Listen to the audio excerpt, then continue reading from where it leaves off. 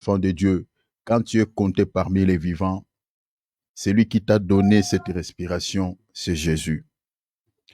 Parce qu'il y a des gens qui sont morts tous les jours, nous les disons, à travers le monde. Si vous regardez aujourd'hui, nous avons voilà, les réseaux sociaux à notre disposition où on voit chaque jour, il y a toujours des communiqués nécrologiques pour les gens qui nous quittent. Mes bien-aimés, celui qui meurt peut-être en Christ, on peut dire il se repose, mais ceux qui ne sont pas préparés, c'est un peu compliqué pour ces personnes-là. Parce qu'il est réservé aux hommes de mourir une seule fois, après quoi vient le jugement. Moi et toi aussi là, tel que nous sommes là, on ne peut pas frapper les thorax et dire que voilà, nous sommes meilleurs que les autres, nous sommes meilleurs que ceux qui sont morts. On ne peut pas le dire. Parce que personne connaît ce qui lui attend, ce qu'il attend plutôt dans l'au-delà. Personne. Mais nous avons la foi que si nous mourions aujourd'hui, nous croyons qu'on sera auprès du Seigneur. Voilà pourquoi il est demandé à tous les chrétiens de mener toujours une vie propre. Nous ne sommes pas je dis à la manière des hommes, quant à la chair, nous ne sommes pas des éternels. Un jour, nous allons se séparer avec cette chair. Un jour. Voilà pourquoi le but de ces rencontres, de ces réunions, c'est de pouvoir travailler, mes bien-aimés, nos comportements, nos caractères, nos bonnes œuvres. C'est très, très important. Nous nécessiterons de le dire ici, au travers de ce programme, que le monde est à déclin. Moi, je suis les informations presque tous les jours. Tous les jours, je regarde des informations. Je regarde ce qui se passe dans ce monde par rapport aux prophéties bibliques. Chers enfants de Dieu, le monde tend vers sa fin. Tend vers sa fin. Alors, nous devons, mes bien-aimés, toujours être propres devant le Seigneur, mener une vie qui plaît au Seigneur. C'est très, très important. Alors, quand le Seigneur nous donne la santé, nous donne le souffle de vie, le Seigneur sécurise nos âmes, le Seigneur veille sur nos familles, on n'a pas reçu de mauvaises nouvelles. Vous voyez? Donc, ça, c'est l'amour de Dieu. Bénissons le Seigneur. Quand on dit glorifions le Seigneur, glorifions-le. Vous ne pouvez pas... Il nous a accueillis tel qu'on était, avec toutes nos saletés, avec toutes nos impuretés. Le Seigneur ne nous a pas repoussés. Le Seigneur ne nous a pas rejetés. Dans Ésaïe, il dit, si vos péchés sont rouges comme les cramoisis, deviendront plus blanches que la neige. Il dit, venez et plaidons. Venez mes fils et mes filles, chers enfants de Dieu. Il n'y a personne qui nous aime comme lui. Il n'y a personne dans ce monde qui nous aime comme Jésus-Christ. Quand je lis la Bible, je regarde combien de fois l'Israël pouvait se laisser traîner dans l'impureté, pouvait se laisser traîner dans des saletés. Mais le Seigneur étant que Père, quand tu lis la Bible, tu regardes comment le Seigneur est en train d'appeler son peuple, de les supplier de pouvoir revenir sur le droit chemin. Chers enfants de Dieu, je dis, aucun homme ne peut faire comme notre Dieu. Aucune personne ne peut nous aimer comme lui.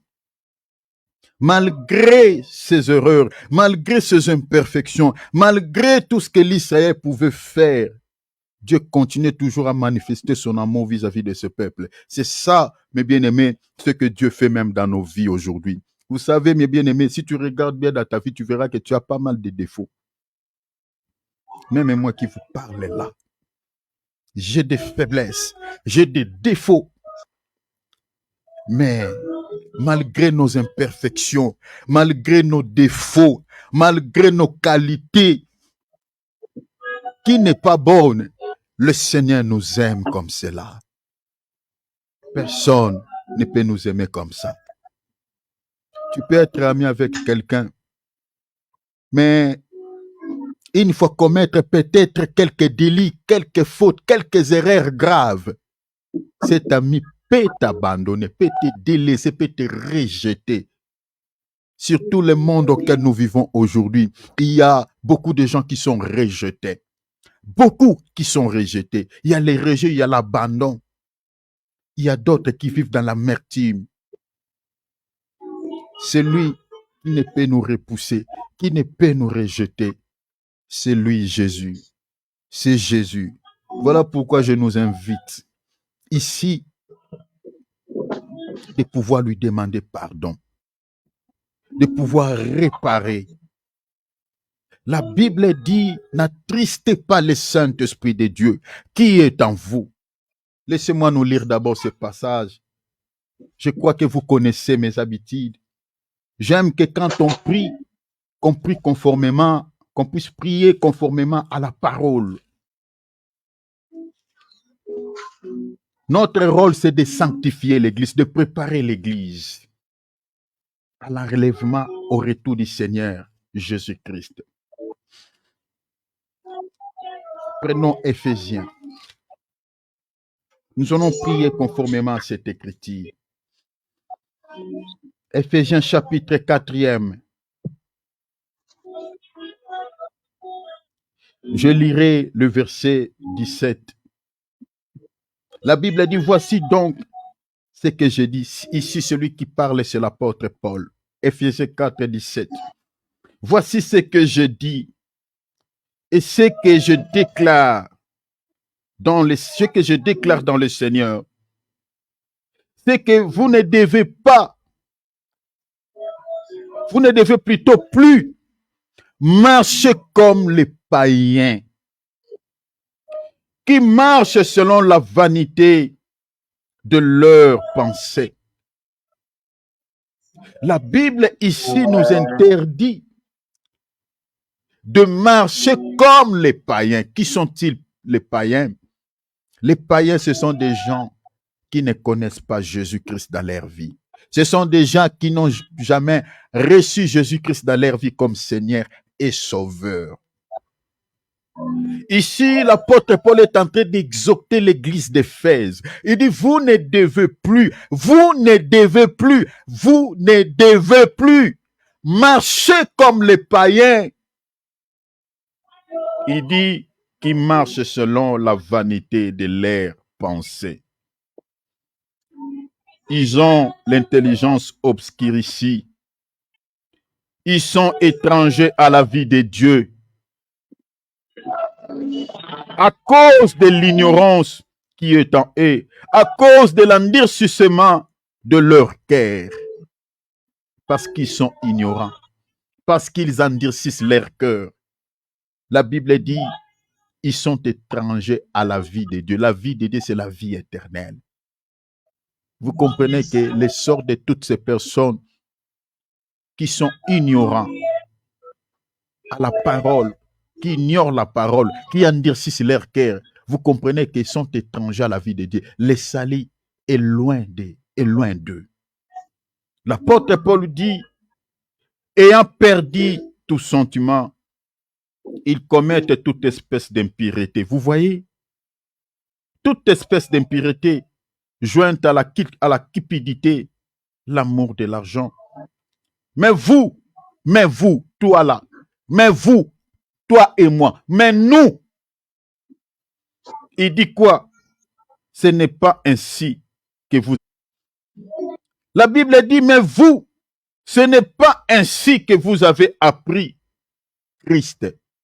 Tu as appris Christ, ce n'est pas pour vivre encore comme les païens. On t'a enseigné la parole de Christ. Tu as averti qu'il y aura un jour l'enlèvement de l'Église. Il faut que tu mènes une vie de sainteté. Il faut que tu mènes une vie de pureté. Tu as été enseigné par rapport à cela. La Bible dit, ce n'est pas ainsi que vous avez appris Christ. En d'autres termes, vous avez appris sa parole. Si du moins vous l'avez entendu, et si du moins, et si conformément à la vérité qui est en Jésus, c'est en lui que vous avez été instruits à vous dépouiller des œuvres de la chair on a appris Christ pour ne plus se conformer à l'ancienne vie, mais pour se conformer à la nouveauté de vie. Verset 22. Ayez égard à votre vie passée du vieil homme qui se corrompt par les convoitises trompeuses, à être nouvelle, arrête à être renouvelé dans l'esprit de votre intelligence. 24. Et à revêtir l'homme nouveau, créé selon Dieu dans une justice et une sainteté qui produit la vérité. C'est pourquoi, verset 25, renoncez aux mensonges et que chacun de vous parle selon la vérité à son prochain. Les mensonges. Il y a des chrétiens qui ne se disent pas la vérité. Le frère est en train de mentir son frère dans le Seigneur. La sœur est en train de mentir sa sœur dans le Seigneur. Les mensonges, ça commence même du haut de la chair, chez les hommes de Dieu. Je vis des hommes de Dieu menteurs. Un serviteur de Dieu qui te donne une promesse, mais qui n'honore pas sa promesse. Je vis de tels serviteurs de Dieu. Et si déjà les serviteurs de Dieu, les mensonges demeurent dans son cœur, on donne que ce que l'on a. C'est que même au sein de son assemblée, il y a des menteurs. Parce qu'on ne donne que ce que l'on a reçu. Ce que tu as. Vous savez, pour comprendre que le poisson est pourri, ne regarde pas son corps. Regarde seulement la tête. Si vous ouvrez les oreilles d'un poisson, vous allez voir déjà, quand vous regardez, les oreilles ne sont plus rouges. Ça change la couleur. C'est que tout son corps est déjà pourri. Donc, si vous voyez un homme dédié qui a des faiblesses, mes bien-aimés, charnelles, qui a des péchés, qui vit dans le péché, c'est que son église, c'est pourri. L'église qu'il est en train de diriger, c'est pourri. La Bible dit, c'est pourquoi renoncer au mensonge. Et que chacun de vous parle selon la vérité à son prochain. Car nous sommes membres les uns les autres. Si vous vous mettez en colère, jusque-là, il y a des chrétiens colériques. Quand ils se mettent en colère, ils n'écoutent personne. Il y a des chrétiens comme ça. Si tu es ce genre de chrétien, écoutez ce que la Bible dit pour toi.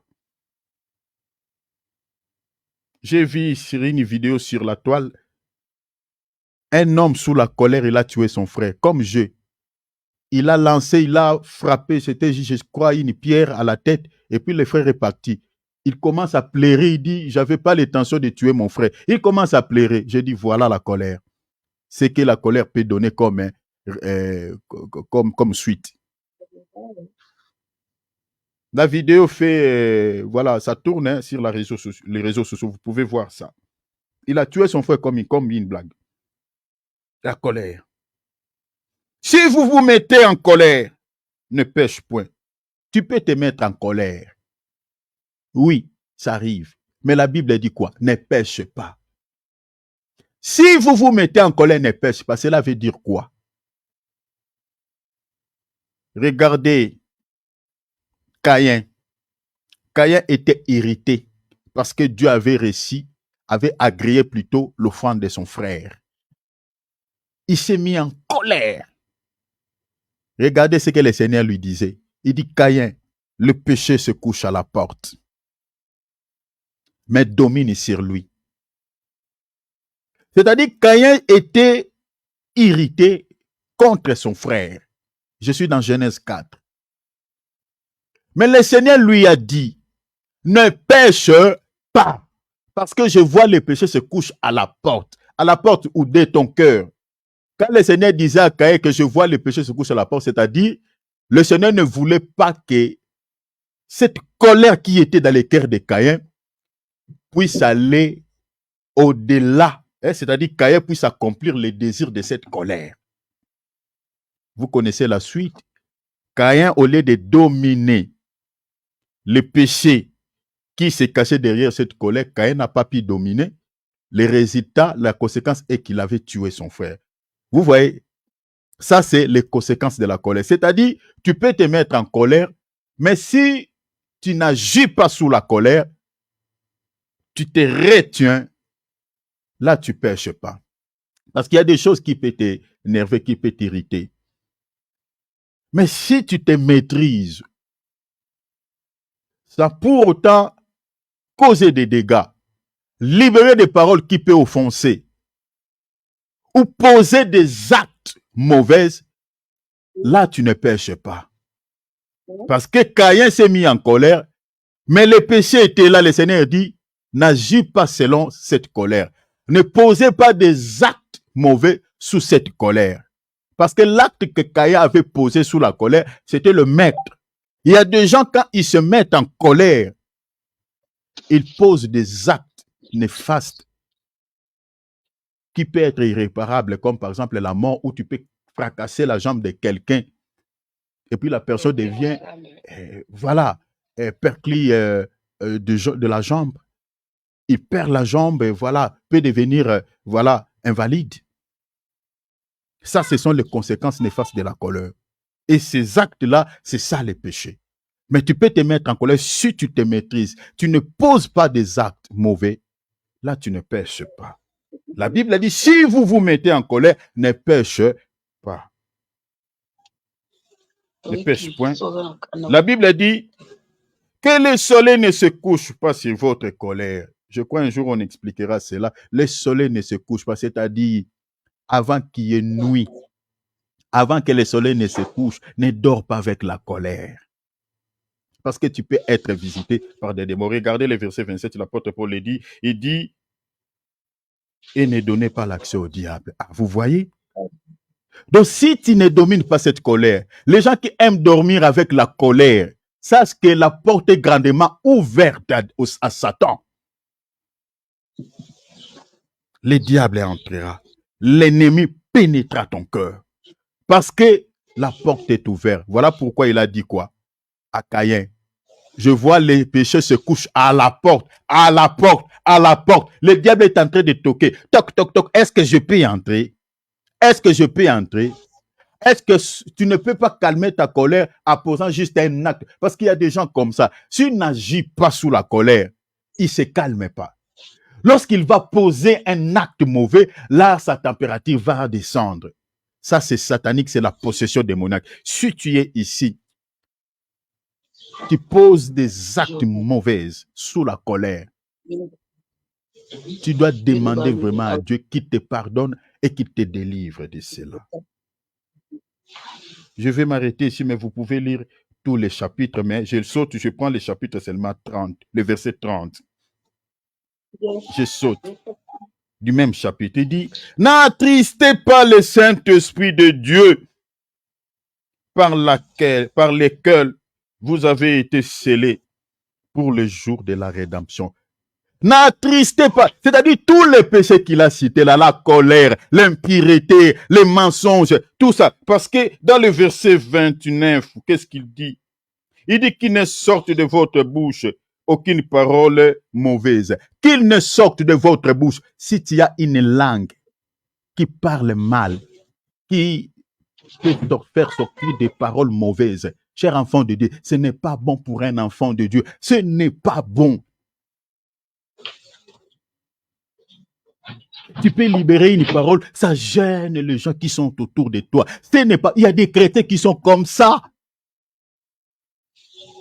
qui ne se gênent pas. Il peut libérer une parole. Ça dérange. La langue d'un enfant de Dieu ne dit pas n'importe quoi. Je ne sais pas pourquoi j'ai commencé aujourd'hui notre temps de prière par cette petite exhortation. Mais je sais que le Seigneur parle à quelqu'un. Oui. Qu'il ne sorte de votre bouche aucune parole mauvaise. Mais s'il y a lié quelques bonnes paroles qui servent à l'édification et communiquent une grâce à ceux qui l'entendent. tendre, une parole d'édification, une parole qui peut instruire, une parole qui peut bâtir la foi de quelqu'un, qui peut donner l'espoir à quelqu'un. Une bonne parole. Un chrétien dans sa bouche, on ne peut pas entendre de mauvaises, mais de bonnes paroles, des paroles qui peuvent édifier. Si tu es ici, tu es un enfant de Dieu, veille à ce que tu dis. Parce que le Seigneur, la Bible dit, les gens rendront compte aux vains discours qu'ils ont proférés de leur bouche. La Bible dit, Dieu jugera. Les gens qui ont des bouches qui n'est pas délivrées, qui ont l'habitude de libérer des paroles mauvaises, ils seront jugés. Je crois que c'est dans Matthieu 5 ou 6. Sévèrement jugés. Le Seigneur veut que nous puissions dire des paroles qui peuvent édifier, qui peuvent communiquer la vie aux personnes qui l'entendent. Et dans le verset 30, n'attristez pas le Saint-Esprit. Dans le verset 30, il dit que toute amertume, que toute animosité, toute colère, toute clameur, toute calomnie, toute espèce de méchanceté disparaissent au milieu de vous. C'est-à-dire, ce sont des choses qui affligent le cœur de l'esprit. Ce sont des choses qui attristent le cœur du Saint-Esprit. Quand la Bible dit « n'attristez pas le Saint-Esprit », c'est par rapport à tout ce que nous venons de lire. La colère afflige le cœur du Saint-Esprit. Les mensonges, l'amertume, toutes ces choses, si cela habite dans votre cœur, sache que tu contraries le Saint-Esprit. Vous savez, pour que l'Esprit de Dieu abandonne une personne, si la personne persiste dans le mal et que tu as un péché dans ton cœur et que tu gardes ce péché-là et que tu ne te répands pas vraiment sincèrement, tu persistes toujours dans ce mauvais sens, dans ce péché, dans cette impureté, l'Esprit est affligé. La deuxième étape, si tu ne te répands pas sincèrement, l'Esprit est éteint. Je suis dans 1 Thessaloniciens 5, 20, 19 ou 20. L'Esprit est éteint. La troisième étape, si tu ne te répands pas toujours, l'Esprit de Dieu peut être ôté. Ôté, enlevé de ton cœur. Je suis dans Apocalypse chapitre 2, verset 5.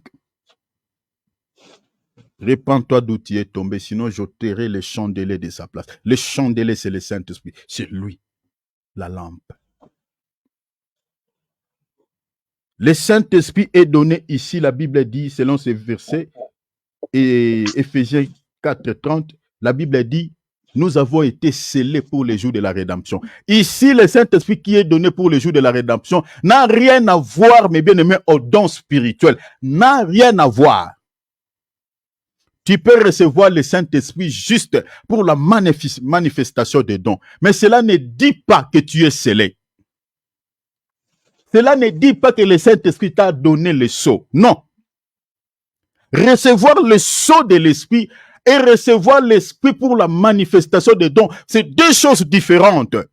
Beaucoup des enfants de Dieu ne le savent pas. Beaucoup pensent que quand quelqu'un prophétise sous l'onction du Saint-Esprit, quand quelqu'un est en train de libérer le parole de connaissance, de manifester en fait les dons, cette personne-là, voilà, c'est un enfant chéri de Dieu. Et vu qu'il a des dons spirituels, c'est qu'il sera sauvé.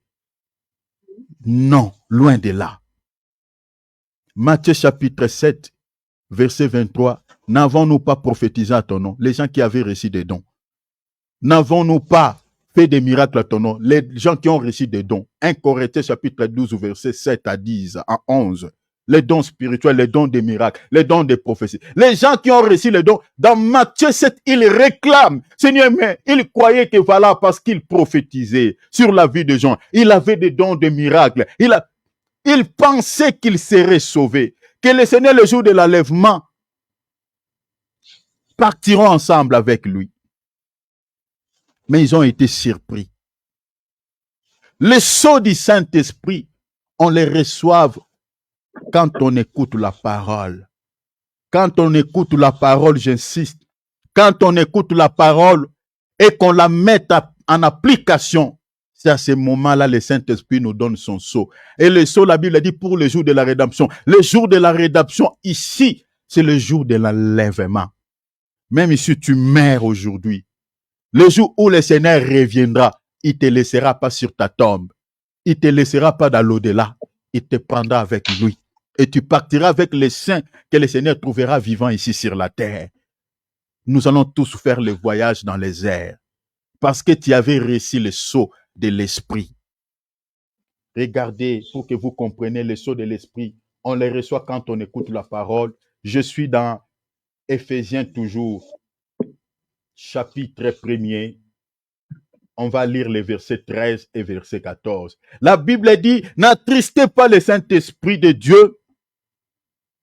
La Bible dit, pourquoi? La Bible dit, auquel vous avez été scellés pour le jour de la rédemption. Je dis que le sceau de l'Esprit, c'est pour les salis. Mais ça passe par la parole. Je lis Éphésiens chapitre 1, verset 13 à 14. En lui, vous aussi, après avoir quoi? Entendu la parole de la vérité, l'évangile de votre salut. Vous voyez? La parole de la vérité, l'évangile de notre... Vous comprenez que notre salut est lié à la parole, les chers enfants de Dieu. Est lié, mes bien-aimés, à l'évangile. Si vous mettez la parole de Dieu en pratique, là, votre salut est rassuré.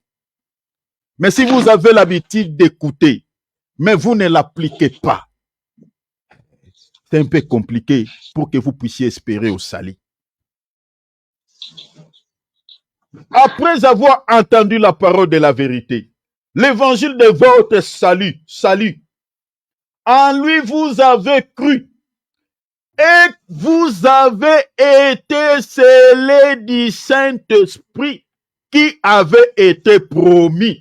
Verset 14, lequel est un gage de notre héritage pour la rédemption, vous voyez, de ce que Dieu s'est acquis à la louange de sa gloire.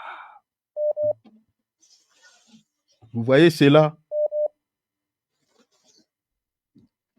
C'est par la parole que nous recevions le sceau de l'Esprit pour la rédemption. Je nous invite ici à se repentir sincèrement. Si tu es quelqu'un qui aime écouter la parole, mais tu ne l'appliques pas, tu n'as pas la force d'appliquer, de mettre la parole de Dieu en application, de mettre la parole de Dieu en pratique, cher enfant de Dieu, ce n'est pas bon, ce n'est pas bon. Tu attristes l'Esprit de Dieu. L'Esprit de Dieu est en toi. Il veut te marquer le sceau. Il veut t'accorder le sceau pour le jour de la rédemption. Mais le problème, c'est que tu négliges la parole. Le problème, c'est que tu ne l'appliques pas. Le problème, c'est que tu as encore quelques faiblesses que tu avais dans le monde. Le Seigneur dit cet après-midi et que tu te renonces à ces choses. Tu ne peux pas marcher comme les païens qui marchent selon la pensée de leur tête. Humilie-toi, humilie-toi. Ne regardez pas celui qui te parle comme un simple homme. Je suis serviteur de Dieu. Je ne suis qu'un mandaté de Dieu. Je te parle de la part du Seigneur.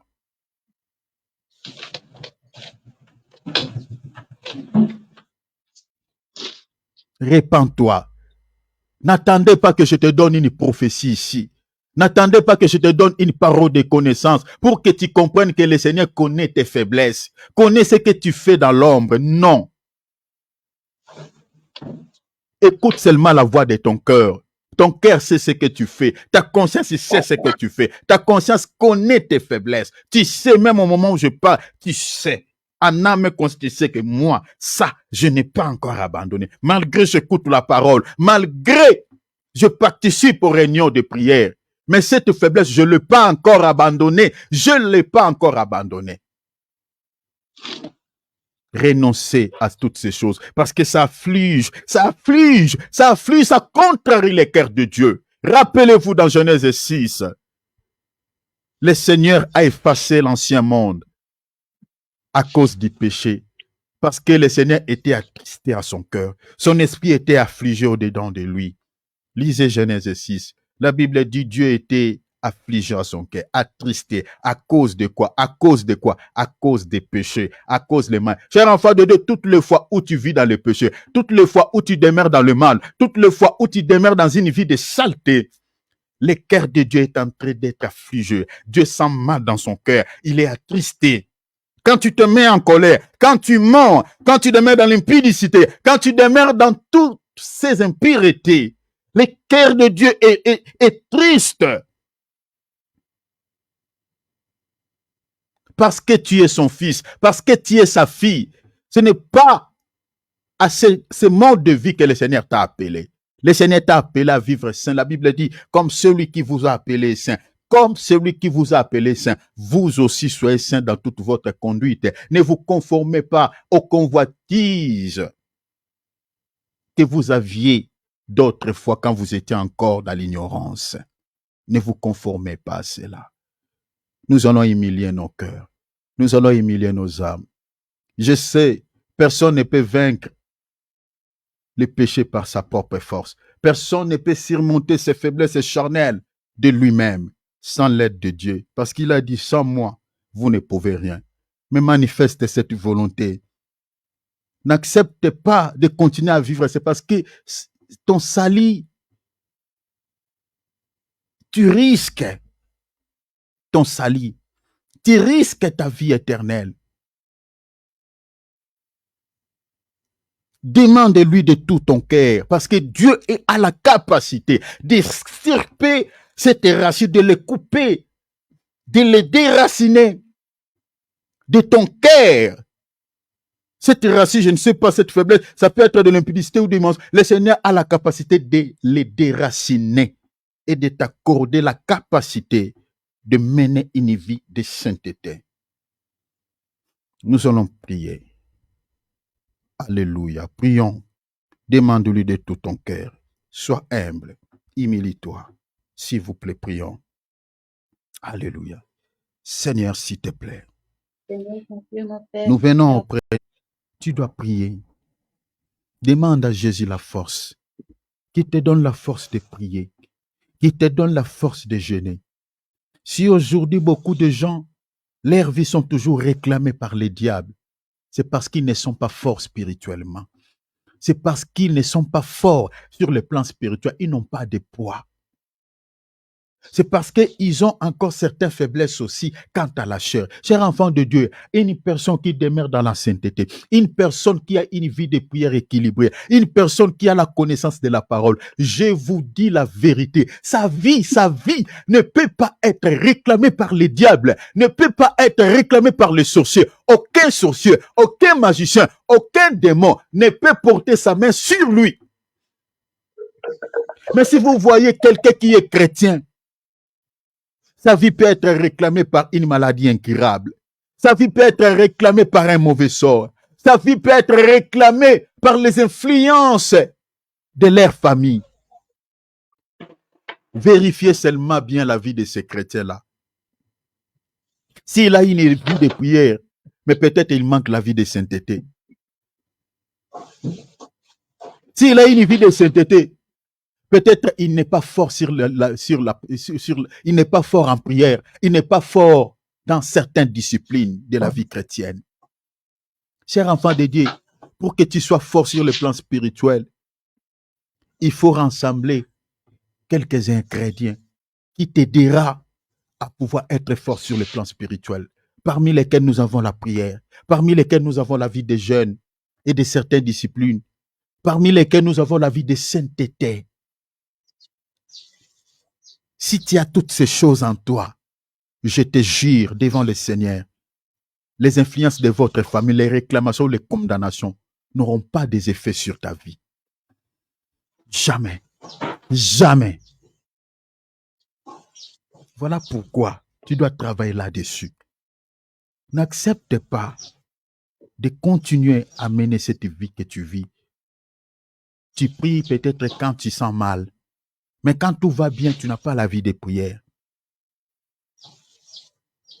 Tu refuses de jeûner, mais tu acceptes de continuer à souffrir par cette influence qui ronge ta vie. La souffrance des jeunes et la souffrance que tu vis, c'est deux types de souffrances différents. Quand ton jeûne au sans faim, tu sens mal, envie de manger. Mais cette souffrance-là te produira un bon résultat. Que la souffrance que tu es en train de vivre imposée par le diable. Vous voyez que le choix, c'est clair. C'est-à-dire, je préfère de jeûner, souffrir dans le jeûne, que de continuer à souffrir par l'épreuve que le diable m'impose. Tu dois prendre une décision. Tu dois être un chrétien qui se discipline. Tu dois être un chrétien puissant. Tu dois être un chrétien qui marche dans une vie. Demande à Jésus, Seigneur, s'il te plaît, donne-moi les qualités d'un vrai chrétien. Donne-moi la capacité de mener une vie de sainteté. Donne-moi la capacité de prier. Quand je prie, dans la famille à laquelle tu es sorti, tu connais les gens des mondes des ténèbres, tu connais. Surtout nous les Africains, on connaît. Même ici en Europe aussi, les vrais chrétiens savent que dans leur famille, il y a des influences. Beaucoup de chrétiens savent. Parce qu'il y a certains qui ignorent. Ces gens-là, leur rôle, c'est de pouvoir servir le diable au détriment de nos vies. Quand vous voyez dans votre famille, vous avez des maladies incurables, comprenez qu'il y a des gens qui ont contracté des alliances, qui ont accordé à ces démons de pouvoir vous imposer cette situation. Donc si vous avez une situation compliquée dans votre famille, et que cette situation remonte un peu plus loin, et que vous avez déjà entendu sur vos parents, chez vaux parents, que voilà, tu vois cette tout-là, et votre grand-père avait aussi les mêmes problèmes. Et c'est, en fait, c'est notre famille est comme ça. Beaucoup prennent ça charnellement, alors que c'est un démon que quelqu'un avait invité dans votre famille pour vous imposer cette situation. Quelqu'un qui avait contacté le diable. Et le diable est entré dans la famille, il a injecté cette malédiction. Toi, dans ta vie, dans ta famille, dans la vie de tes enfants, tu dois rompre ces liens démoniaques. Tu dois rompre cela. Tu dis, Seigneur, si dans ma famille, les ancêtres et les aïeux avaient conclu les alliances avec le diable, mais moi, je conclus l'alliance avec toi. Je rompe, parce qu'une personne ne peut pas avoir des alliances. Tu es avec Satan, tu es avec Dieu. Ce n'est pas possible dans la spiritualité. Ça ne se fait pas. Le Seigneur dit, si tu es ni chaud ni froid, je te vomirai. Il faut choisir. Dans 1 Roi 17, le Seigneur dit à l'Israël, jusqu'à Zaka, vous cocherez-vous de deux côtés. Si Balédier, allez après lui. Si l'Éternel, allez après lui. C'est-à-dire, vous ne pouvez pas conclure deux alliances à la fois. Donc toi, parce qu'il y a des alliances directes et des alliances indirectes. Les alliances directes, c'est-à-dire la personne en âme et conscience, il a conclu, il sait que moi, j'ai conclu l'alliance avec le diable par rapport à cette situation. Les alliances directes, c'est-à-dire les enfants de cette personne-là, de cet ancêtre-là, ils sont en alliance par le sang de leur père, mais indirectement. Parce que leur vie aussi seront contrôlées par ces esprits. Ça, ce sont des alliances indirectes que nous subissons. Nous sommes en train de vivre par les liens du sang. Et ces alliances-là, c'est ça ce que je suis en train de dire. Tu dois rompre cela parce que tu es maintenant à l'alliance avec Jésus. Tu as conclu l'alliance avec le Seigneur. Tu as conclu le pacte avec Jésus par son sang. Par son sang. Et dit, Seigneur, moi je sais, je ne peux pas m'accrocher de deux côtés. Les alliances de ma famille me réclament mes enfants. Entre-temps, Seigneur, je conclue aussi alliance avec toi. Seigneur, ce n'est pas possible. Soit si je suis avec eux dans cette alliance, soit si je suis avec toi dans la nouvelle alliance. Mais je sais, je suis avec toi dans l'alliance par laquelle, Seigneur, j'avais conclu. Du moment où je t'avais accepté dans ma vie, j'ai accepté ta parole. La parole de Dieu aussi, c'est le sang que nous vivons. Alors dis Jésus, je romps. Mais il faut savoir prier, il faut savoir placer les paroles. Nous allons briser, nous allons renverser les autels sens dessus-dessous. Au nom de Jésus, prions au nom de Jésus, prions au nom de Jésus. Lève-toi, lève-toi, lève-toi. Réclame la délivrance de ta vie, réclame la délivrance de ta famille, la délivrance de tes projets, la délivrance de ton fils, de ta fille, de ton mariage, de tes projets. Réclame cela. Prions maintenant au nom de Jésus. Faisons la prière de Dieu. Alléluia, alléluia, alléluia, alléluia, alléluia, alléluia. Mabrokabo Saka, Rinde Matimando Soto, libérez-toi démon, pars au nom de Jésus. Oh, Yoshua. Oh, que les enfants de Dieu continuent à pleurer. ça n'est trop. Le diable est en train d'imposer beaucoup de souffrance dans la vie des enfants de Dieu. Il faut que tu te lèves. N'accepte pas cette situation. N'accepte pas que la vie de tes enfants finisse comme cela. Il faut que l'ennemi sache, là où il est, que ce n'est plus le temps de blaguer. Ésaïe chapitre 66e. On va lire le verset 16e. Ésaïe chapitre 66. Verset 16. Ésaïe chapitre 66, verset 16. Ésaïe 66, on va lire le verset 16e. La Bible dit ceci. C'est par le fait. La Bible dit quoi? Que l'Éternel exerce ses jugements.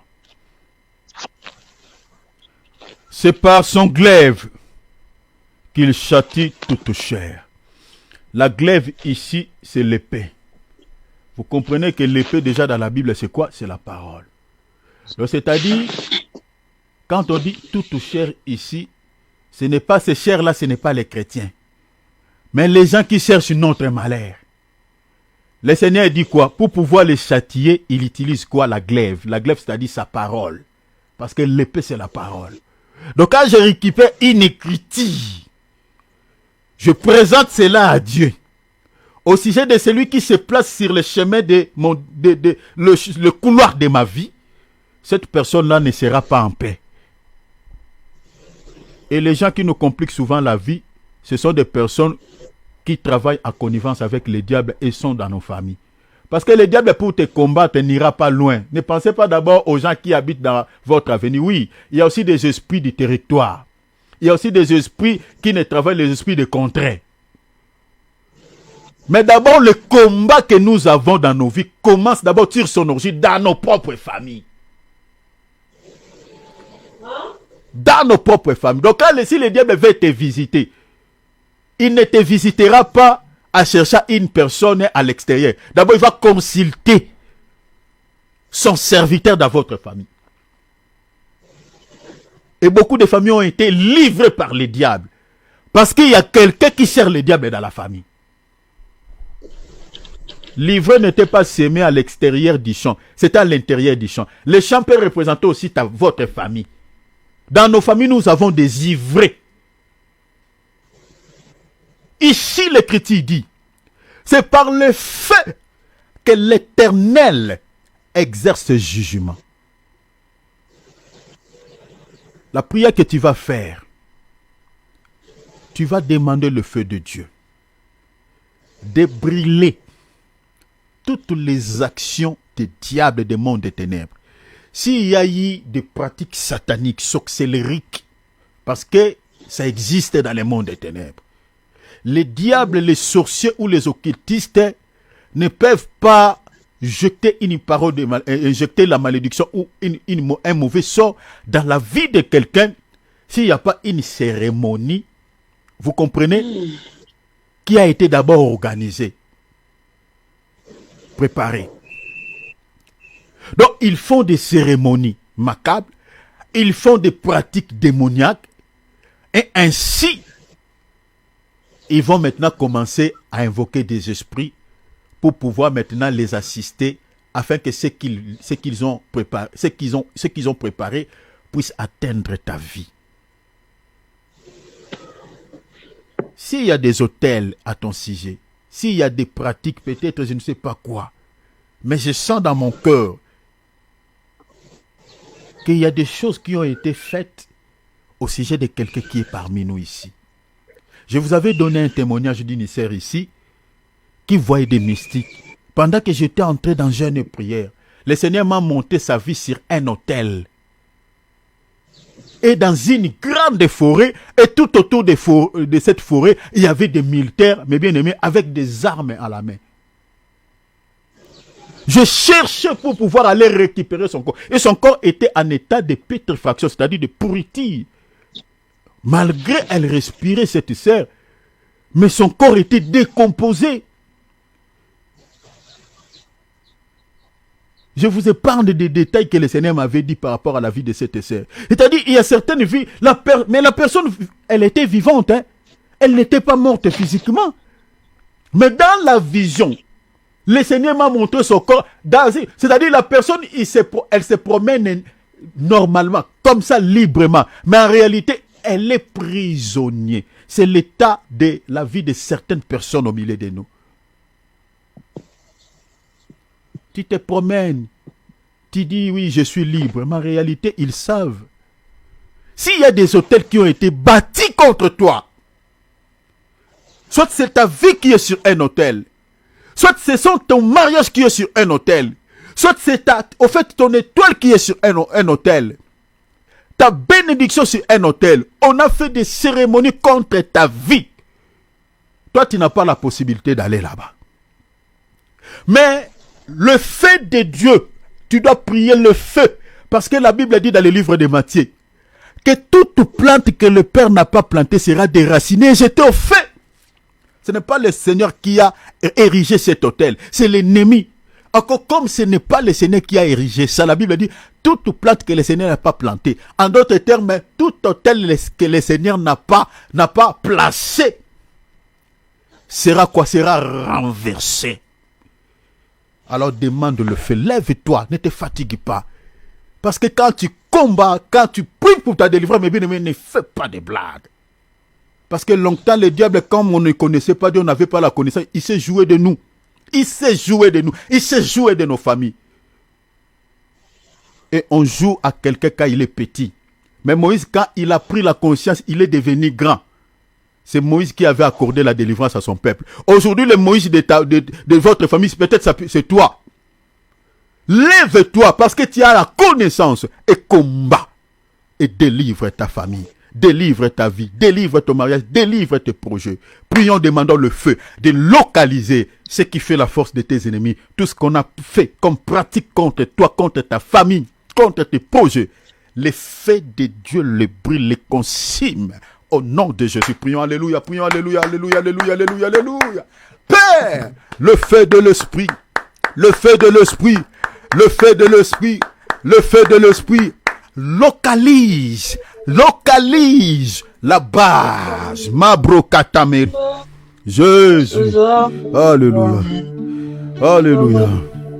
Je veux exprimer mon désir, celui de t'adorer, mon roi. Ah, ah, ah. Je vais exprimer mon désir, celui de t'adorer, mon roi. Ah, ah, ah. Comme un étendard, tu es comme mon refuge, tu es comme un étendard, tu es comme un étendard, tu es comme mon refuge, tu es comme mon seul abri, tu es comme mon pourvoyeur, tu es mon ami fidèle, tu es, c'est toi mon papa et tu es, c'est toi mon papa, tu es comme un étendard, tu es comme mon seul abri, tu es comme un étendard, tu es comme un étendard, tu m'as pas oublié, tu m'aimes encore, tu m'as pas délaissé, tu m'as pas abandonné, tu m'as pas refusé, tu m'aimes, Tu m'as pas rejeté, tu m'aimes encore. Tu m'as pas abandonné, tu m'aimes encore. Tu m'as pas rejeté, tu m'aimes encore. Tu m'as pas oublié, tu m'aimes encore. Tu m'as pas abandonné, tu m'aimes encore. Tu m'as pas oublié, tu m'aimes encore. Tu m'as pas rejeté, tu m'aimes encore. Tu m'as pas abandonné, tu m'aimes encore. Tu m'as pas repoussé, tu m'aimes encore. Tu m'as pas oublié, tu m'aimes encore. Tu m'as pas rejeté, tu m'aimes encore. Alléluia. Je vais exprimer mon désir, celui de t'adorer, mon roi. Ah, ah, ah. Je vais exprimer mon désir, celui de t'adorer, mon Père. Ah, ah, ah, comme un étendard, tu es, comme un étendard, tu es, comme un étendard, tu es, comme mon refuge, tu es. C'est toi mon papa et tu es, c'est toi mon papa, tu es, tu m'as pas oublié, tu m'aimes encore, tu m'as pas rejeté, tu m'aimes encore, tu m'as pas rejeté, tu m'aimes encore, tu m'as pas repoussé, tu m'aimes encore. Tu m'as pas refusé, tu m'as pas rejeté, oh, oh. Alléluia. Il t'aime, il t'aime,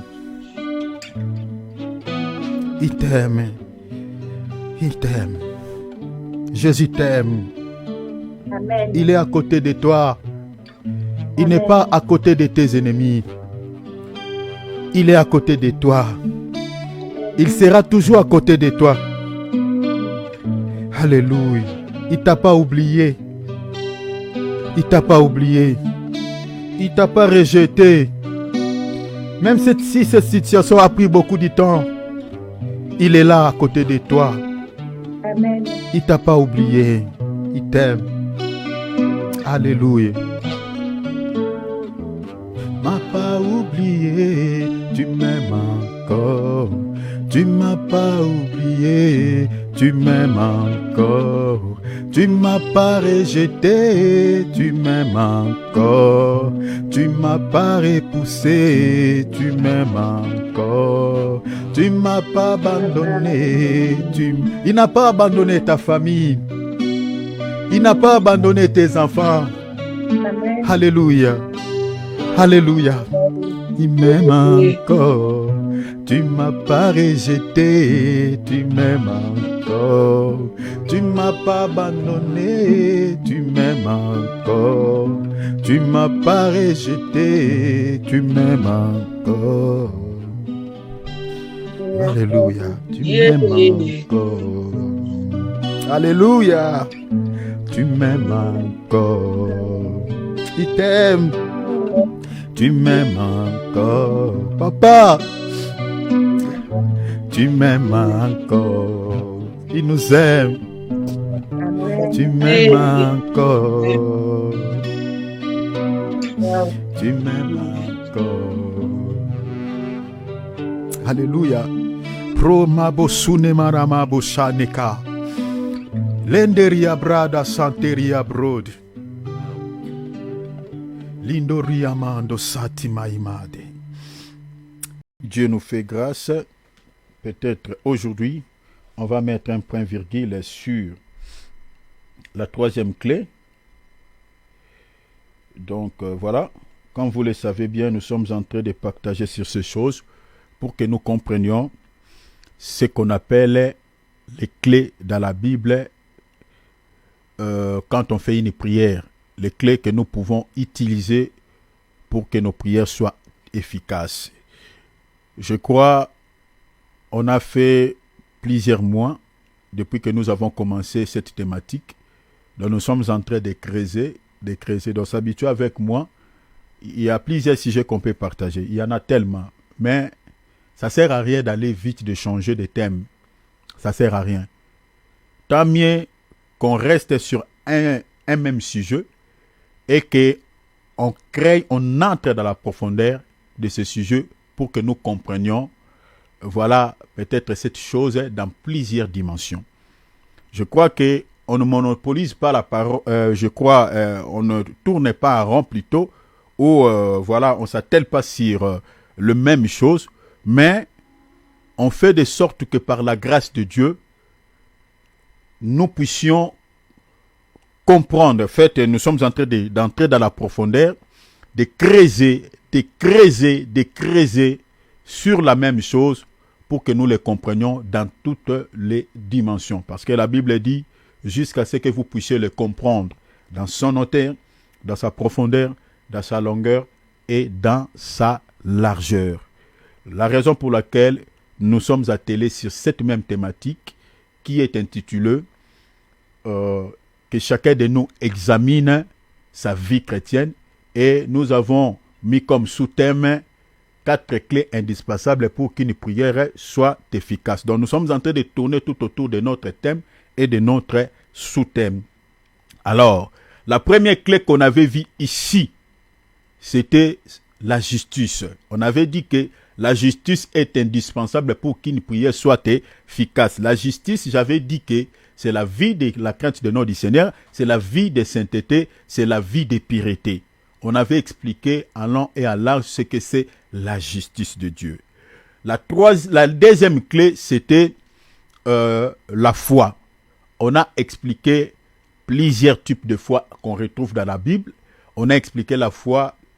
Je crois qu'on n'a pas fini parce que on ne finira jamais, parce que quand on finit un sujet, il y a toujours on met toujours un point virgule, parce que si on veut continuer, on peut continuer jusqu'au retour du Seigneur Jésus, que ça ne finira pas. Vous voyez? Donc, on fait un effort de pouvoir creuser un tout petit peu et après, on change le sujet. Mais la foi, c'est un sujet qui est tellement vaste. C'est tellement vaste.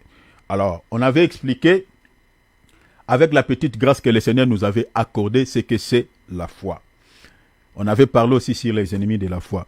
Et la troisième clé, jusque-là nous sommes attelés sur la troisième clé que nous sommes en train de partager. Nous avions dit que la troisième clé, c'est la persévérance. Chers enfants de Dieu, si vous n'avez pas cette clé dans la prière, vous n'aurez pas l'exaucement. Le Seigneur ne vous exaucera pas. Pourquoi nous sommes en train de dire que la persévérance est une clé dans la prière? Parce que Dieu, pour pouvoir exaucer nos prières, au fait, par rapport à cette écriture, parce que vous vous rappellerez, je vous avais fourni une écriture de Marc, chapitre 11, verset 24, où la Bible dit, « Tout ce que vous demanderez en priant, croyez que vous l'avez reçu, vous le verrez s'accomplir. » Dans cette écriture, nous avons deux parties. La première partie, le Seigneur dit, croyez que vous l'avez reçu. Là, nous avons la foi, la chose que nous avons demandé à Dieu, nous la possédons. Mais, ça c'est sur le plan spirituel. On croit que la chose que j'ai demandé à Dieu, je l'ai déjà.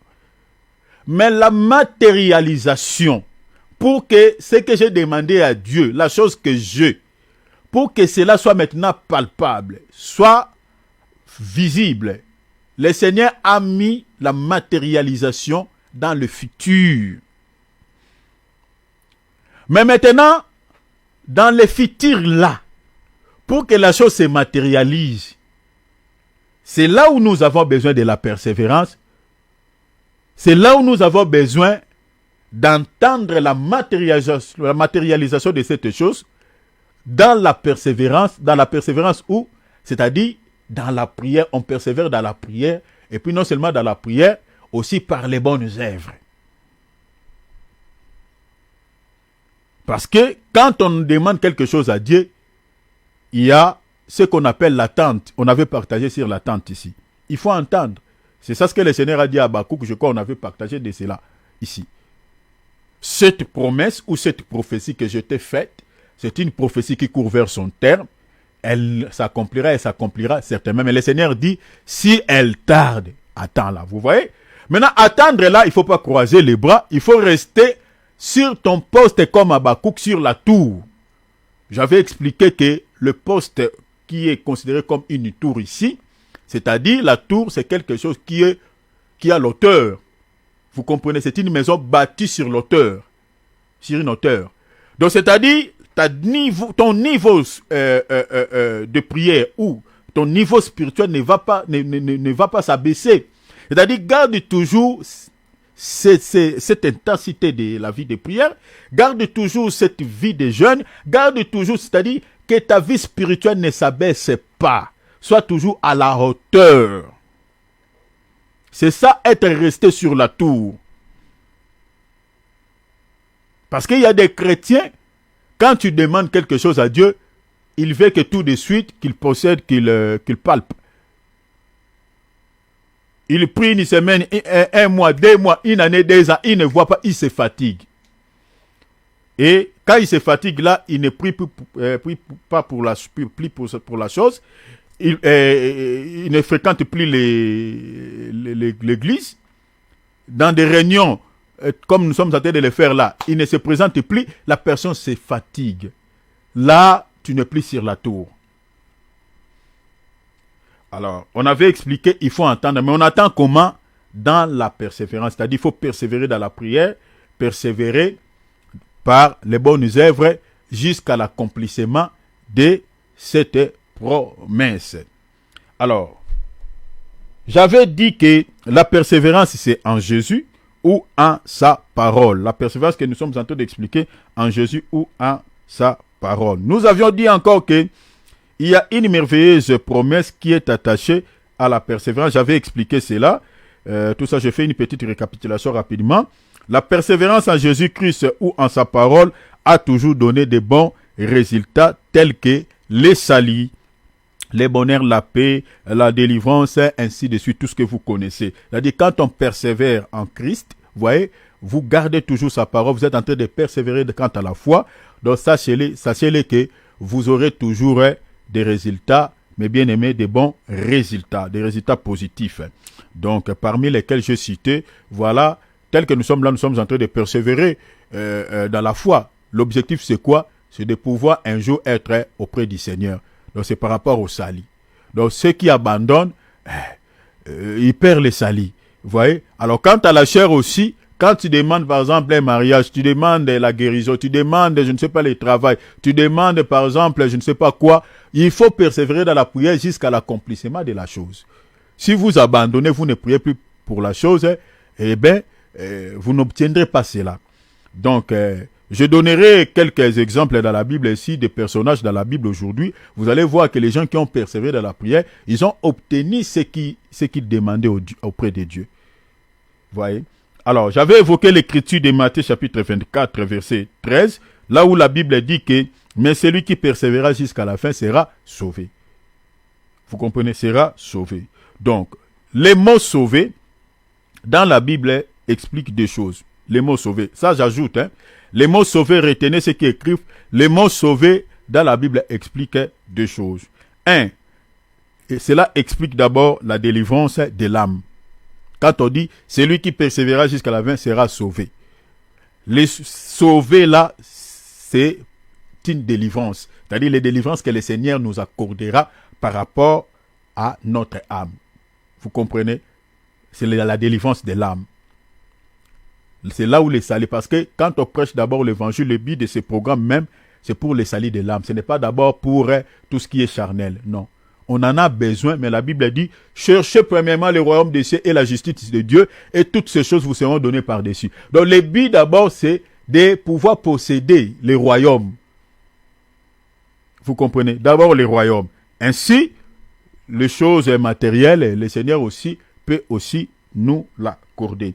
Alors, quand on dit sauver, c'est d'abord la délivrance de l'âme. Deuxième explication du mot sauver, c'est aussi par rapport à la délivrance de la chair. Vous comprenez? C'est aussi par rapport à la délivrance de la chair. Donc dans sauver, retenez dans sauver, nous avons la délivrance de l'âme, nous avons la délivrance de la chair. Je vais vous donner une écriture, une seule écriture, vous allez voir ça noir sur blanc. D'abord, lisons d'abord une écriture, Luc 21, 19. Je crois que ceux qui notent, vous avez déjà ces passages. Je ne fais qu'une récapitulation ici. Luc 21, verset 19. Frère David, sois souple avec les passages, s'il te plaît. Hein, soyons d'un même esprit. Allez-y, mon frère. 21, 19, hein. Oui, vous y êtes, frère David? Je suis là. Oui, sois souple avec les passages bibliques. Je ne sais pas, attends, je vais mettre le volume. Parfois, c'est persévérance. Ok. Vous préparez vos âmes. Ok, la Bible dit, par votre persévérance, vous sauverez vos âmes. Donc, vous voyez ici la première dimension du mot sauver. Hein, ici, dans la première dimension, sauver explique quoi? Les salis de l'âme. Vous voyez, c'est là, les salis de l'âme. C'est-à-dire, la première délivrance que le Seigneur nous donne d'abord quand on prie, quand on persévère. La première délivrance que le Seigneur nous accorde dans la persévérance, c'est les salis de l'âme ou la délivrance au niveau de l'âme. La Bible dit, vous sauverez vos âmes. Alors, prenons deuxième écriture, Marc 10, rapidement, Marc 10, 52. Ici maintenant, le mot sauver est expliqué dans ces deux facettes. La première facette, c'est par rapport à la délivrance de l'âme et puis la délivrance de la chair. Vous voyez? Donc, quand on persévère dans la prière, quand on persévère par les bonnes œuvres, c'est pour les salis d'abord, de l'âme, et puis pour les salis de la chair aussi. Alors, notez, je vois, il y a une maman qui veut entrer ici. S'il vous plaît, je vais la connecter. S'il vous plaît, prenez Marc chapitre 10. S'il vous plaît, je vais connecter maman Ambrasie.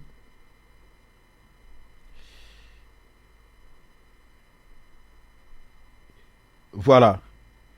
Ok, allez-y mon bien-aimé David. Lisez Marc chapitre 10, verset 52. Jésus lui dit, va, ta foi t'a sauvé. Aussitôt, il recouvra la vie. Continuez. Et suivi Jésus dans les chemins. Regardez, si vous n'avez pas l'œil, vous ne verrez pas. Les deux dimensions de sauver dont je parle ici. Ici, on parle de Bartimée. Bartimée qui cherchait sa délivrance, qui était venu auprès du Seigneur pour pouvoir être délivré. Il appelait Jésus pour la délivrance de la chair, parce qu'il était aveugle et il ne voyait pas. Maintenant, quand Jésus s'est approché, plutôt, c'est lui qui était allé vers Jésus. Quand il est allé vers le Seigneur lui demande, que veux-tu que je te fasse? Il dit, je vais recouvrer la vue. Jésus lui dit, la Bible dit, va. Regardez la Bible, Jésus lui dit, va, ta foi. Le Seigneur lui dit quoi? Ta foi t'a sauvé. Aussitôt, il recouvra la vie. Ça, c'était d'abord la première dimension de la délivrance que le Seigneur lui avait accordée. C'était la délivrance de la chair. Il était guéri physiquement. Vous voyez, physiquement, ses yeux s'est ouverts. Vous comprenez? La Bible a dit, il recouvra la vue. Ça, c'est la première délivrance que le Seigneur lui a accordée. Maman Brasi, mets ton micro à mode silencieux, s'il vous plaît. Ferme ton micro pour éviter des bruits par... Ok, merci maman. Donc, la première délivrance que le Seigneur lui a accordée, c'était la délivrance de la chair. De la chair. Maman Brasi, ferme ton micro. C'est bon, c'est bon. Ne touche plus, c'est bon. Ne touche plus, c'est bon. C'est fermé. Oh, tu ouvres encore. Tu fermes et tu ouvres. Ferme, maman Brasi, s'il te plaît. C'était bon. Oui, c'est bon, c'est bon. Oh là là. C'est bon, ok. Ne touche plus. C'est bon, c'est fermé. Ok. C'est bon, merci beaucoup, maman. Donc, la première, désolé, parce que notre maman est connectée sur WhatsApp. Donc, elle était en train de fermer son micro. Donc, ici, la première délivrance que le Seigneur a accordée à notre bien-aimé Bartimée, c'était la délivrance de la chair. Mais regardez ici, la Bible dit, et il y a et de conjonction. On dit, et suivi Jésus dans les chemins. Ça, c'est la deuxième délivrance. Ça, c'est maintenant la délivrance de l'âme.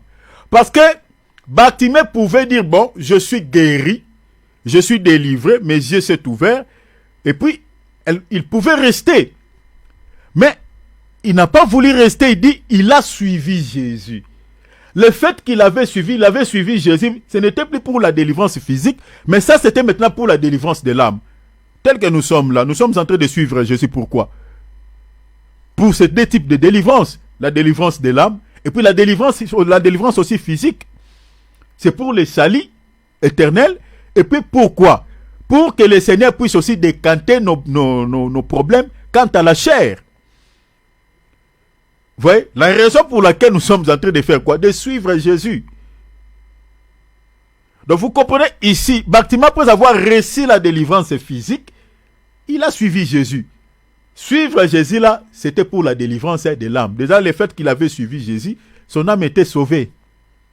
Parce que par après, on peut dire que parmi les gens qui accompagnaient les apôtres dans leur mission, on peut dire que Bartimée aussi était là. Parce que si vous lisez Actes, il y a beaucoup de gens, après l'ascension, après la montée de Jésus dans les ciels, beaucoup de gens qui suivaient Jésus étaient restés avec les apôtres. Vous comprenez? Donc, ça c'est pour vous dire que la persévérance, quand on dit celui qui persévérera jusqu'à la fin sera sauvé, c'est pour vous expliquer que sera sauvé, un, quant à l'esprit, sera sauvé, deux, quant à la chair aussi. Donc, la persévérance que nous sommes en train de parler ici, c'est pour le salut de l'âme, c'est aussi pour la délivrance physique. Le Seigneur aussi a dit dans Timothée, chapitre 2, verset 12, ici, je fais la récapitulation, souffrez un peu. Ici, le Seigneur dit, si nous persévérons, nous régnerons aussi avec lui. Si nous les régnons, lui aussi nous régnera. Donc, nous avions expliqué ici que la persévérance ici, c'est pour pouvoir régner un jour avec le Seigneur. Parce que la Bible parle des règnes millénaires. Parce qu'on va régner avec le Seigneur ici sur la terre pendant 1000 ans. Vous comprenez, pendant 1000 ans. Nous, quand l'enlèvement, c'est juste pour être épargné de tout ce qui va se passer ici sur la terre avec l'Antichrist. Mais on ne restera pas dans les ciels tous les jours. Les ciels, on partira le jour de l'enlèvement. C'est pour rester avec le Seigneur, pour l'annonce de l'agneau et de son épouse, qui est l'église auquel nous sommes. Vous comprenez? Et ça se passera pendant 7 ans. Après 7 ans, nous descendrons encore, on reviendra ici sur la terre pour pouvoir régner avec le Seigneur Jésus-Christ ensemble ici sur la terre pendant 1000 ans. Après le règne millénaire, maintenant, c'est fini. C'est l'éternité. Vous comprenez? Parce que l'éternité commence après 1000 ans. Vous voyez? Après 1000 ans. On vivra maintenant l'éternité avec le Seigneur Jésus-Christ. Alors, ici la Bible dit, ceux qui persévèrent, vous comprenez? Qui persévèrent en Jésus, qui persévèrent par les bonnes œuvres, la Bible dit, régneront aussi avec lui. Donc vous comprenez qu'il y a de l'intérêt, chers enfants de Dieu, de vivre. Parce que je ne sais comment dire des fois, quand, bon, peut-être parce que j'ai l'Esprit de Dieu, je comprends un peu, peut-être les choses aujourd'hui mieux quand j'étais dans le monde.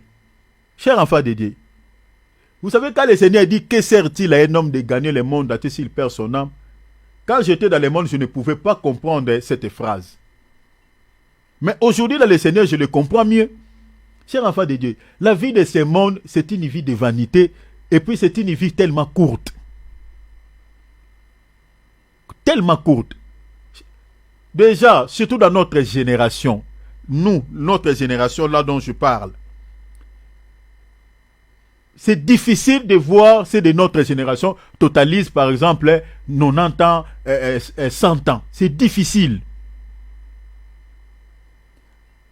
La génération de TikTok, la génération de Facebook, la génération d'Instagram, ils meurent trop jeunes. Trop jeunes à l'âge fleur. Au lieu que nous, nos parents, que nous puissions enterrer nos parents, c'est nos parents qui nous enterrent. Regardez sur les réseaux sociaux les communiqués nécrologiques. Vous allez voir les jeunes. C'est le jeune qui meurt. C'est le jeune. C'est le jeune. Notre génération, c'est une génération complètement pourrie. Pourrie jusqu'au moelle épinière. C'est pourri. C'est pourri. Une génération qui ne connaissent pas Jésus, qui ne connaissent pas Dieu, qui n'a pas la crainte de notre Seigneur, qui s'en fiche complètement même des conseils des parents. Les parents sont fatigués de leurs enfants. C'est une génération pourrie. La génération dont je parle ici, commencez déjà les enfants de... Je prends à partir de 80, vous descendez. 80, 90. Cette génération, c'est une génération vraiment, en tout cas, pourrie. Regardez seulement sur TikTok ce que les jeunes font. Chers enfants de Dieu, c'est horrible. Horrible, qui n'a pas de mots, qui vont vous laisser bouche bée. Ça va vous étonner. Regardez l'âge de nos parents. Nous avons des parents qui atteignent, moi mon père, il est encore vivant. Il a plus de 75 ans. Ma mère, elle a plus de 70 ans. Nos parents, Dieu leur donne quand même une vie longue. Mais nous, à cause des désobéissances, d'abord, la désobéissance des parents, la désobéissance de Dieu, cela nous entraîne vite à la tombe. Regardez, ce n'est pas dans mon sujet, mais on se laisse guider par le Saint-Esprit. Regardez, frère David, prends-moi Éphésiens, s'il te plaît, rapidement. Éphésiens chapitre 6. Ici, je m'adresse aux jeunes. Regardez, prends-moi Éphésiens chapitre 6. Éphésiens 6, verset 1er. Allez-y, mon frère. Allez-y. Enfants, obéissez à vos parents. Enfants, obéissez à vos parents. Allons-y petit à petit, mon frère David, avec l'esprit qui est avec nous.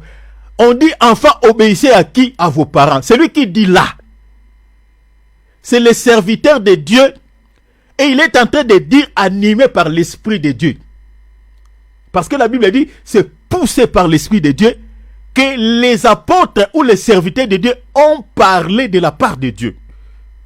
Donc pendant qu'il est en train de dire là, il est poussé par l'esprit de Dieu. Enfants, obéissez à vos parents. Mais dans notre génération, mes bien-aimés, moi je suis sur l'internet, je partage mes vidéos sur les réseaux sociaux. Mes bien-aimés, ce que je vois tous les jours, ça me fait pleurer. Des fois, je me demande, est-ce que cet enfant, il est sorti vraiment des parents? Il est sorti des parents comme moi, je suis sorti. Là, j'ai mon père, j'ai ma mère. Ou il est sorti sur un arbre. Ou peut-être, il est sorti dans un poisson. Excusez-moi les termes. Vous allez voir une jeune fille en slip. Et il fait une vidéo, il est en train de montrer ses parties intimes. Je dis, est-ce qu'il a des frères? Je dis, est-ce qu'il a un père? Je dis, est-ce qu'il a une mère? Vous voyez une jeune fille qui est en train de libérer des paroles qui scandalisent les gens sur Internet. Et tu te demandes, est-ce qu'il est sorti d'un père, d'une mère?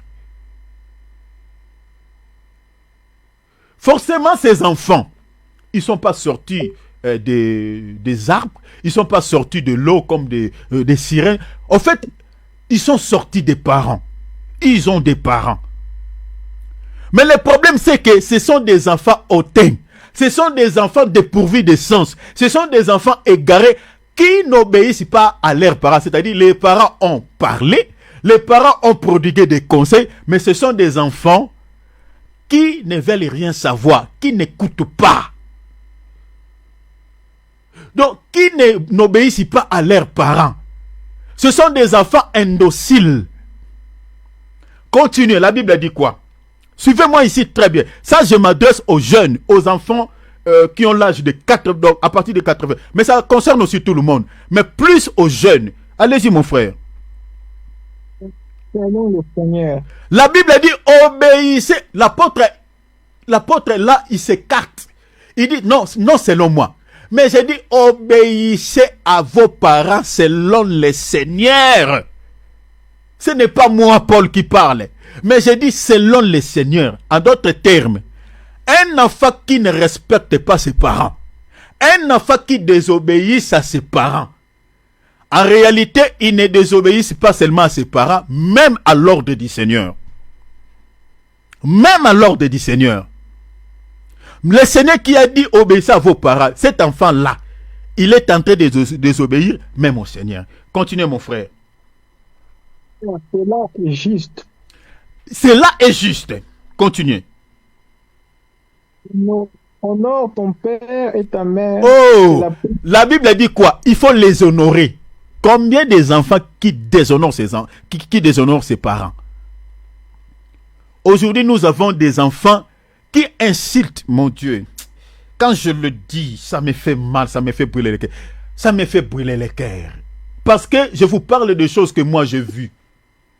En Europe, ici, n'en parlons pas. N'en parlons pas, n'en parlons pas, n'en parlons pas. Des enfants qui frappent leurs parents. Les enfants qui portent plainte, plainte à leurs parents, c'est-à-dire ils vont à la justice, ils appellent la police, on arrête le parent parce que l'enfant se sent par exemple lésé, se sent par exemple soi-disant maltraité par ses parents. Il appelle la justice, il appelle la police, on arrête le parent. Ici en Europe, ça se passe, ça s'est fait. En Afrique, c'est encore moins. Parce que, là-bas, c'est compliqué. Hein? Là-bas, le père et la mère vont te maudire. Et ta vie n'avancera pas. Et puis, les aînés vont te frapper jusqu'à ce que, donc, tu vas jurer que tu ne feras plus jamais ça. En Europe, au nom des lois, pas seulement en Europe, même en Asie, même en Amérique, il y a des lois. Je ne sais pas. C'est pour cela le monde est sous la prise du malin. On donne pleinement pouvoir aux enfants qu'aux parents. Ça commence même depuis l'école. Les enfants qui tapent leur main. Ici à Londres, il y a un enfant qui a tué sa maman. Il était en train de demander un service à sa mère. La maman dit d'entendre. Il dit, je suis à la cuisine, je suis en train de préparer quelque chose pour que nous mangions. L'enfant n'a voulu pas entendre, il a pris le couteau, il a poignardé sa maman. Cet enfant-là, même si sa maman n'a pas libéré ni parole, cet enfant est maudit automatiquement. Il ne verra jamais la lumière de Dieu dans sa vie, à moins que peut-être qu'il se répande et qu'il devienne vraiment un enfant de Dieu authentique. Au cas contraire, cet enfant ne sera jamais heureux. Les enfants qui frappent leurs parents, les enfants qui insultent leurs parents, ce sont des enfants qui sont sous le coup de la malédiction. La Bible dit, il ne faut pas maltraiter tes parents. Il ne faut pas souffrir un peu, c'est une parenthèse que j'ouvre, mais je me laisse guider par le Saint-Esprit. Peut-être le Seigneur est en train d'interpeller quelqu'un ici. Il y a les enfants qui insultent, qui maltraitent leurs parents. Ici en Europe, c'est fréquent. Au nom de loi. Oh, surtout quand l'enfant commence déjà à dire que c'est mon droit. Et moi, quand tu dis comme ça, je vais te montrer que tes droits-là que tu es en train de réclamer, c'est dans ma tête, ce n'est pas à toi de me rappeler. Et les enfants qui disent comme ça, ce sont des enfants qui ne respectent pas leurs parents. Est-ce que ton père ne sait pas? Le jour où tu étais né, c'est toi qui avais demandé à ton père de t'acheter les couches. Aujourd'hui, on utilise des pampers. C'est toi, est-ce que tu savais même parler? C'est le père qui pensait à toi. Il a pensé à ton lait, il a pensé à tes pampers. Maintenant, quand tu commences à parler, tu prends un peu la conscience, tu commences à me réclamer les doigts. Quel doigt que toi, tu me réclames? Moi, je ne sais pas que je dois accomplir mes devoirs sur ta vie. Maintenant, on commence. Et tout ça, il y a quelque chose qui monte dans l'esprit des enfants. Et au nom des droits, les enfants maltraitent leurs parents. Les parents qui sont tellement fragiles, il y a des enfants qui les frappent, qui les insultent, qui les maltraitent. Continuez. Maintenant, la Bible a dit les honorer. Il ne faut jamais insulter. Il ne faut jamais désobéir à tes parents. Il ne faut pas les maltraiter. Ne soulève pas ta main.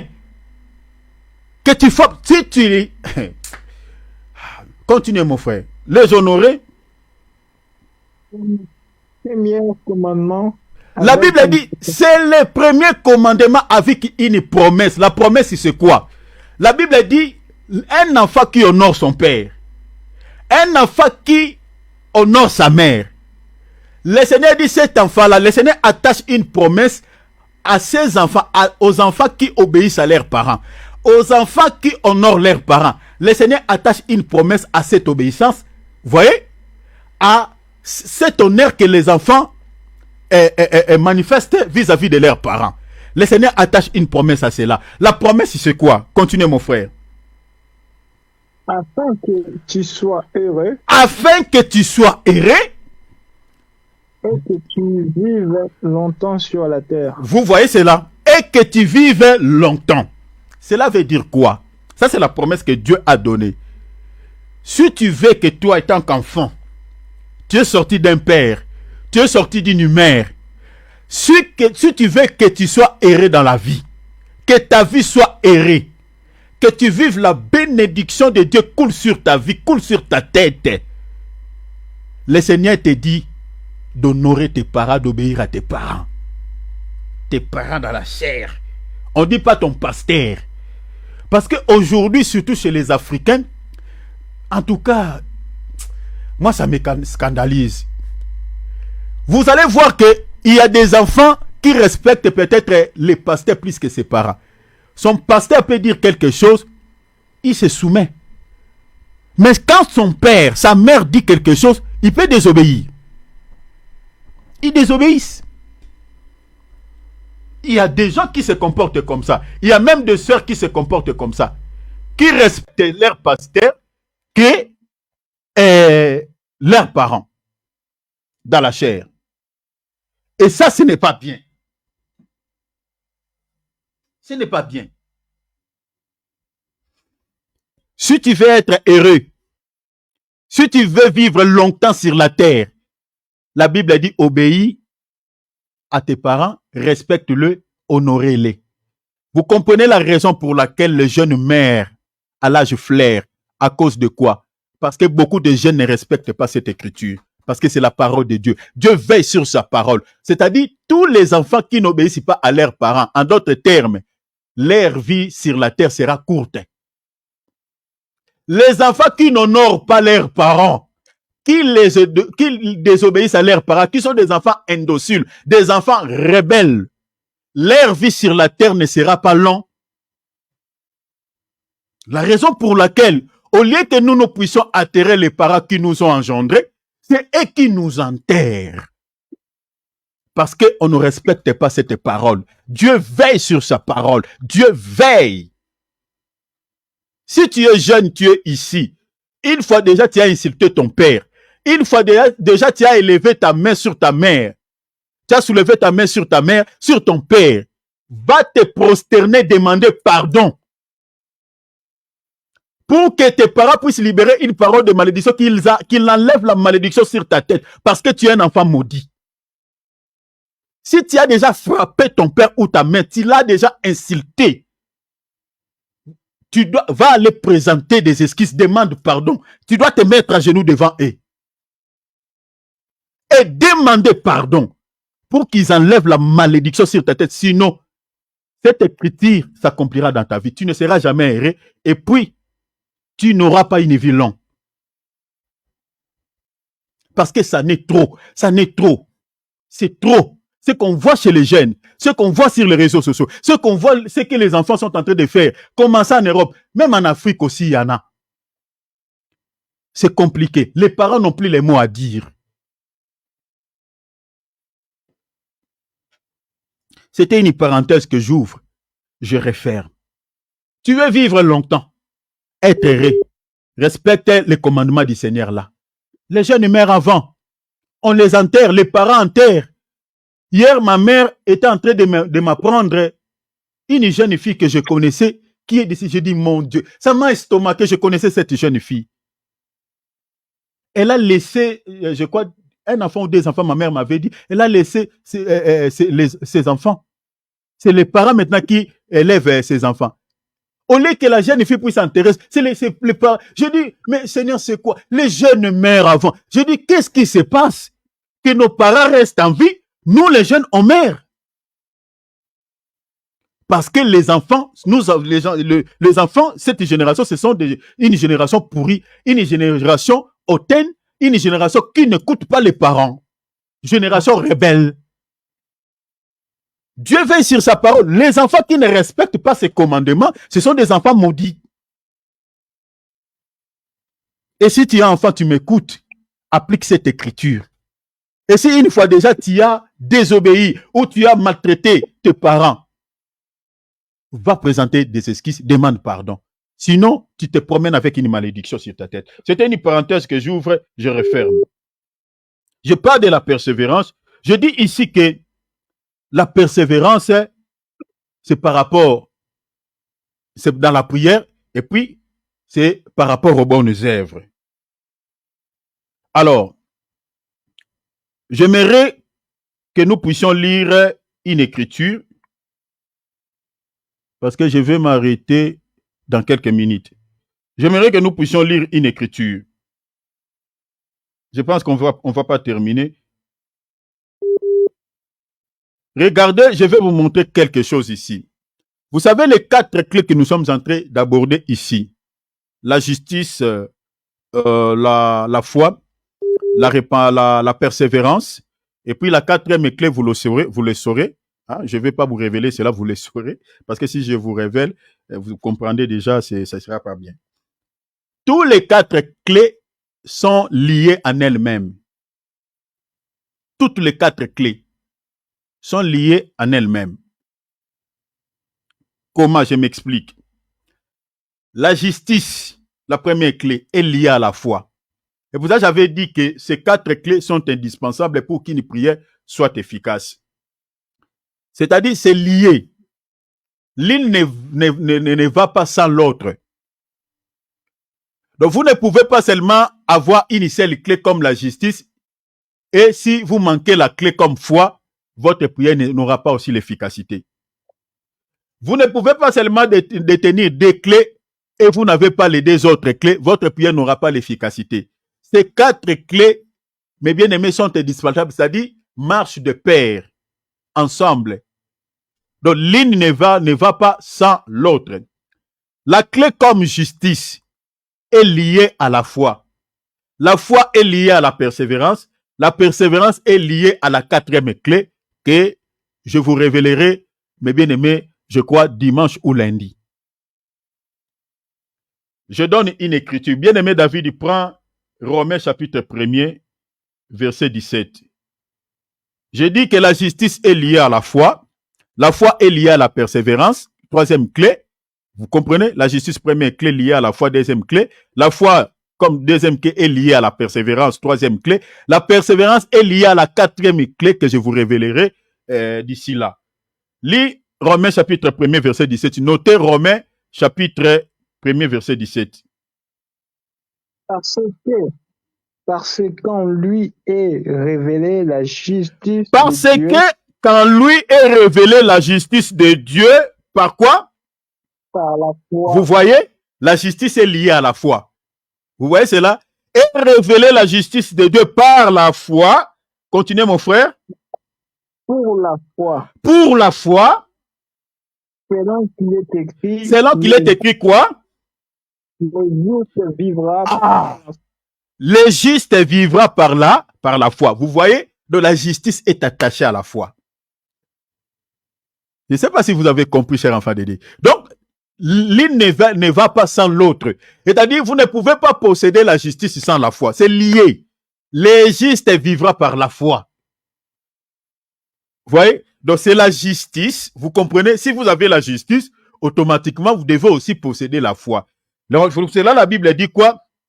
Parce qu'en lui est révélée la justice de Dieu par la foi. Vous comprenez? La justice est révélée par la foi. Vous comprenez? Prends encore deuxième écriture, Matthieu chapitre 10, verset 22. Ici, maintenant, vous allez voir que la foi est attachée à la persévérance. Vous comprenez?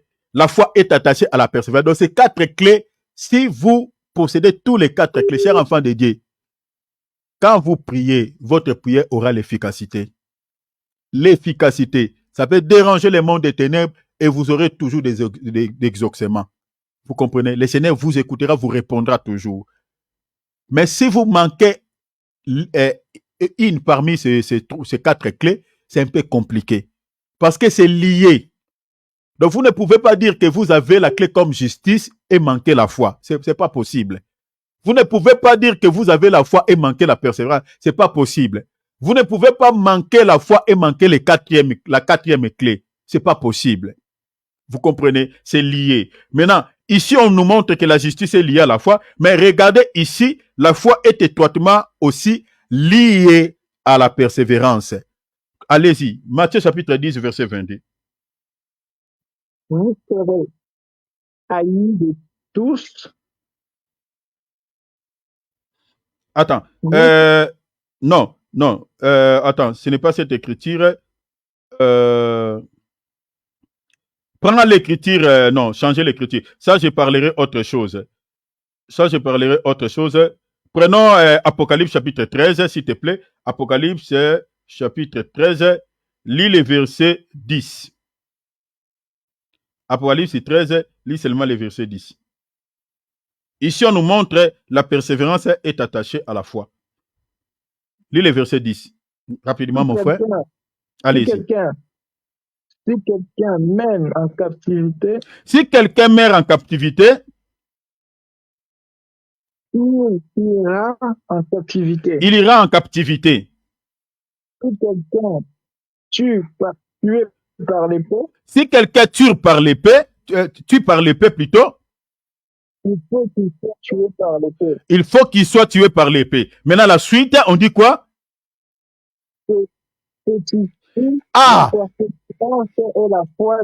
C'est ici la persévérance et la foi des saints. Vous voyez comment c'est lié? Donc, vous ne pouvez pas dire que vous avez la persévérance si vous manquez la foi. C'est pas possible. C'est ici la persévérance et la foi. C'est lié. Ils sont étroitement liés. Vous comprenez? Donc, vous ne pouvez pas avoir la foi comme clé et manquer la persévérance comme troisième clé. Ça marche lié. Donc, c'est pour cela, les quatre clés ici, vraiment, mes bien-aimés, il faut prier le Seigneur que vous puissiez les posséder parce que ça vous aidera, parce que c'est très attaché. La justice est attachée à la foi est attachée à la persévérance est attachée à la quatrième clé que vous allez connaître d'ici là. Donc, si vous lisez même Hébreu, lis même les dernières écritures, Hébreu, lis Hébreu chapitre, vous allez voir Hébreu chapitre 6, verset 11 à 12. Hébreu 6, 11 à 12, rapidement mon frère David. Donc ici, je suis en train de vous montrer que ces clés sont attachées, sont très attachées. Voilà. Allez-y mon frère. Nous désirons quoi? Nous désirons que chacun de vous montre les mêmes ailes pour conserver. Jusqu'à quoi? Jusqu'à la fin, une pleine espérance. Maintenant, le verset 12. En sorte que vous ne vous relâchiez point. En sorte que vous ne relâchiez point. Continuez. vous Et que vous imitiez quoi? C'est qui? qui par la foi Ah, notez la foi, c'est qui par la foi. Et puis quoi? Et la persévérance. Vous voyez? Hérite quoi? Des promesses. Donc vous comprenez que vous ne pouvez pas toucher aux promesses de Dieu si vous manquez ces deux clés. Les promesses de Dieu, je vous avais expliqué ici, sont consignées dans ces livres. La Bible, c'est les livres qui contiennent les promesses de Dieu. Tout ce que nous demandons à Dieu se trouve ici, c'est-à-dire on demande selon les Écritures. Mais pour pouvoir posséder, toucher aux promesses de Dieu, il faut que vous possédez ces deux clés, la persévérance et la foi et la justice, parce que ça marche de pair ensemble. La Bible dit ici, ils ont hérité des promesses à cause de quoi? À cause de la persévérance dans la prière et puis par les œuvres et la foi. Vous voyez? Donc, ces clés sont indispensables pour qu'une prière soit efficace. Alors, on ne peut pas parler de la persévérance et de la foi, mes bien-aimés, s'il n'y a pas les épreuves affrontées, s'il n'y a pas de difficultés affrontées. Suivez-moi ici très bien parce que nous allons arrêter dans quelques minutes. On ne peut pas parler de la foi et de la persévérance, mes bien-aimés, vous comprenez, s'il n'y a pas de difficultés affrontées ou des épreuves à affronter. La foi dont on parle, il faut que ta foi puisse rencontrer les difficultés, rencontrer les épreuves, rencontrer les souffrances. La persévérance aussi, pareil. Quand la Bible nous demande de persévérer, c'est par rapport aux situations difficiles, c'est par rapport aux complications de la vie, c'est par rapport aux souffrances que nous sommes en train d'endurer dans ce monde. Parce que s'il n'y a pas de difficultés, s'il n'y a pas de souffrances, s'il n'y a pas des épreuves, on va persévérer par rapport à quoi? On a besoin de la foi par rapport à quoi? On a besoin de la foi et de la persévérance par rapport aux difficultés, par rapport aux situations compliquées. Je vais donner quelques écritures. Prenons 2 Thessaloniciens, rapidement, mon frère David. 2 Thessaloniciens, chapitre 1er, verset 14. 2 Thessaloniciens, chapitre 1er, verset 14. Donc, il est impossible d'évoquer ces deux clés sans avoir affronté des épreuves. Il est impossible. Lisez rapidement, allez-y, mon frère. Chapitre 1. 2 Thessaloniciens, chapitre 1er, verset 4e. Notez, chers enfants de Dieu, 2 Thessaloniciens, chapitre 1er, verset 4. Et puis notez aussi Apocalypse, chapitre 13, verset 8 jusqu'au verset... Lisez le verset 8, vous sautez, vous lisez le verset 10, et puis vous allez lire le verset 15. Apocalypse, on va lire ces deux passages. Donc, je suis en train de dire que il est impossible d'évoquer ces deux clés sans avoir à affronter des épreuves. Donc, pour qu'on parle de la persévérance, c'est-à-dire, ou de la foi, il faut qu'il y ait des difficultés. Parce que sans les difficultés, sans les souffrances de la vie chrétienne, sans les épreuves, c'est-à-dire, on ne peut pas parler de la persévérance et de la foi. Pour qu'on sache que tu as la foi, il faut que ta foi puisse rencontrer des épreuves, rencontrer des difficultés. Pour qu'on parle, qu'on sache que toi, tu as la persévérance, il faut que tu puisses affronter les épreuves, vous comprenez, les situations compliquées dans la vie. C'est à cela qu'on saura que ouais, toi, tu as persévéré dans la prière et puis tu as persévéré aux bonnes œuvres. Alors, lis, mon frère, lis ces passages, s'il te plaît. Et puis nous glorifions-nous de vous dans les églises de Dieu à cause de votre persévérance. À cause de votre persévérance et votre foi et de votre foi au milieu de toutes vos persécutions et puis et des tribulations que vous avez à supporter. Donc vous voyez que c'est deux clés dont nous sommes en train de parler, la foi et la persévérance. Mes bien-aimés, c'est lorsque nous sommes en train de traverser des moments difficiles. C'est lorsque nous sommes persécutés. C'est lorsque nous sommes en train de passer des moments de tribulation. C'est lorsque nous sommes éprouvés. Ces deux clés nous permettent de pouvoir endurer ou à supporter ces temps difficiles que nous sommes en train de traverser dans la foi chrétienne. Tu peux mettre ton micro en mode silencieux, maman. Une fois que tu entres, tu te connectes, tu fermes le micro, maman Brasi, s'il vous plaît. Donc, c'est par rapport à des situations difficiles. S'il te plaît, maman Brasi, ça dérange un peu ton micro.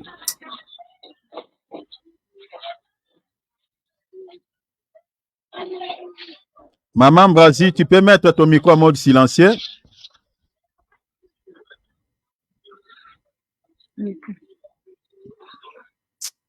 Ok, merci maman. Quand tu entres, maman, directement, tu appuies sur le micro. Sinon, ça fait des bruits. On enregistre ici, ça dérange l'enregistrement. S'il te plaît, maman Brasi.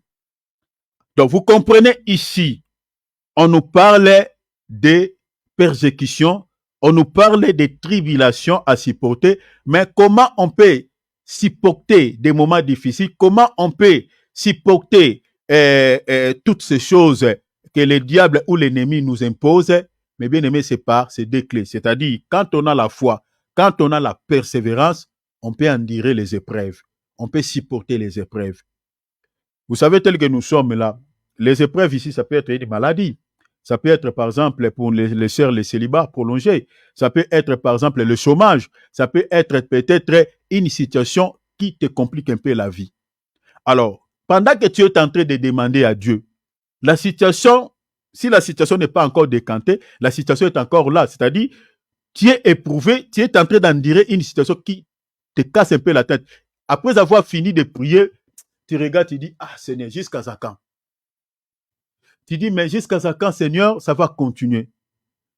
Les soucis que tu as là, si ça demeure toujours, à un certain moment, tu vas te poser toujours des questions. Mais la Bible dit quoi?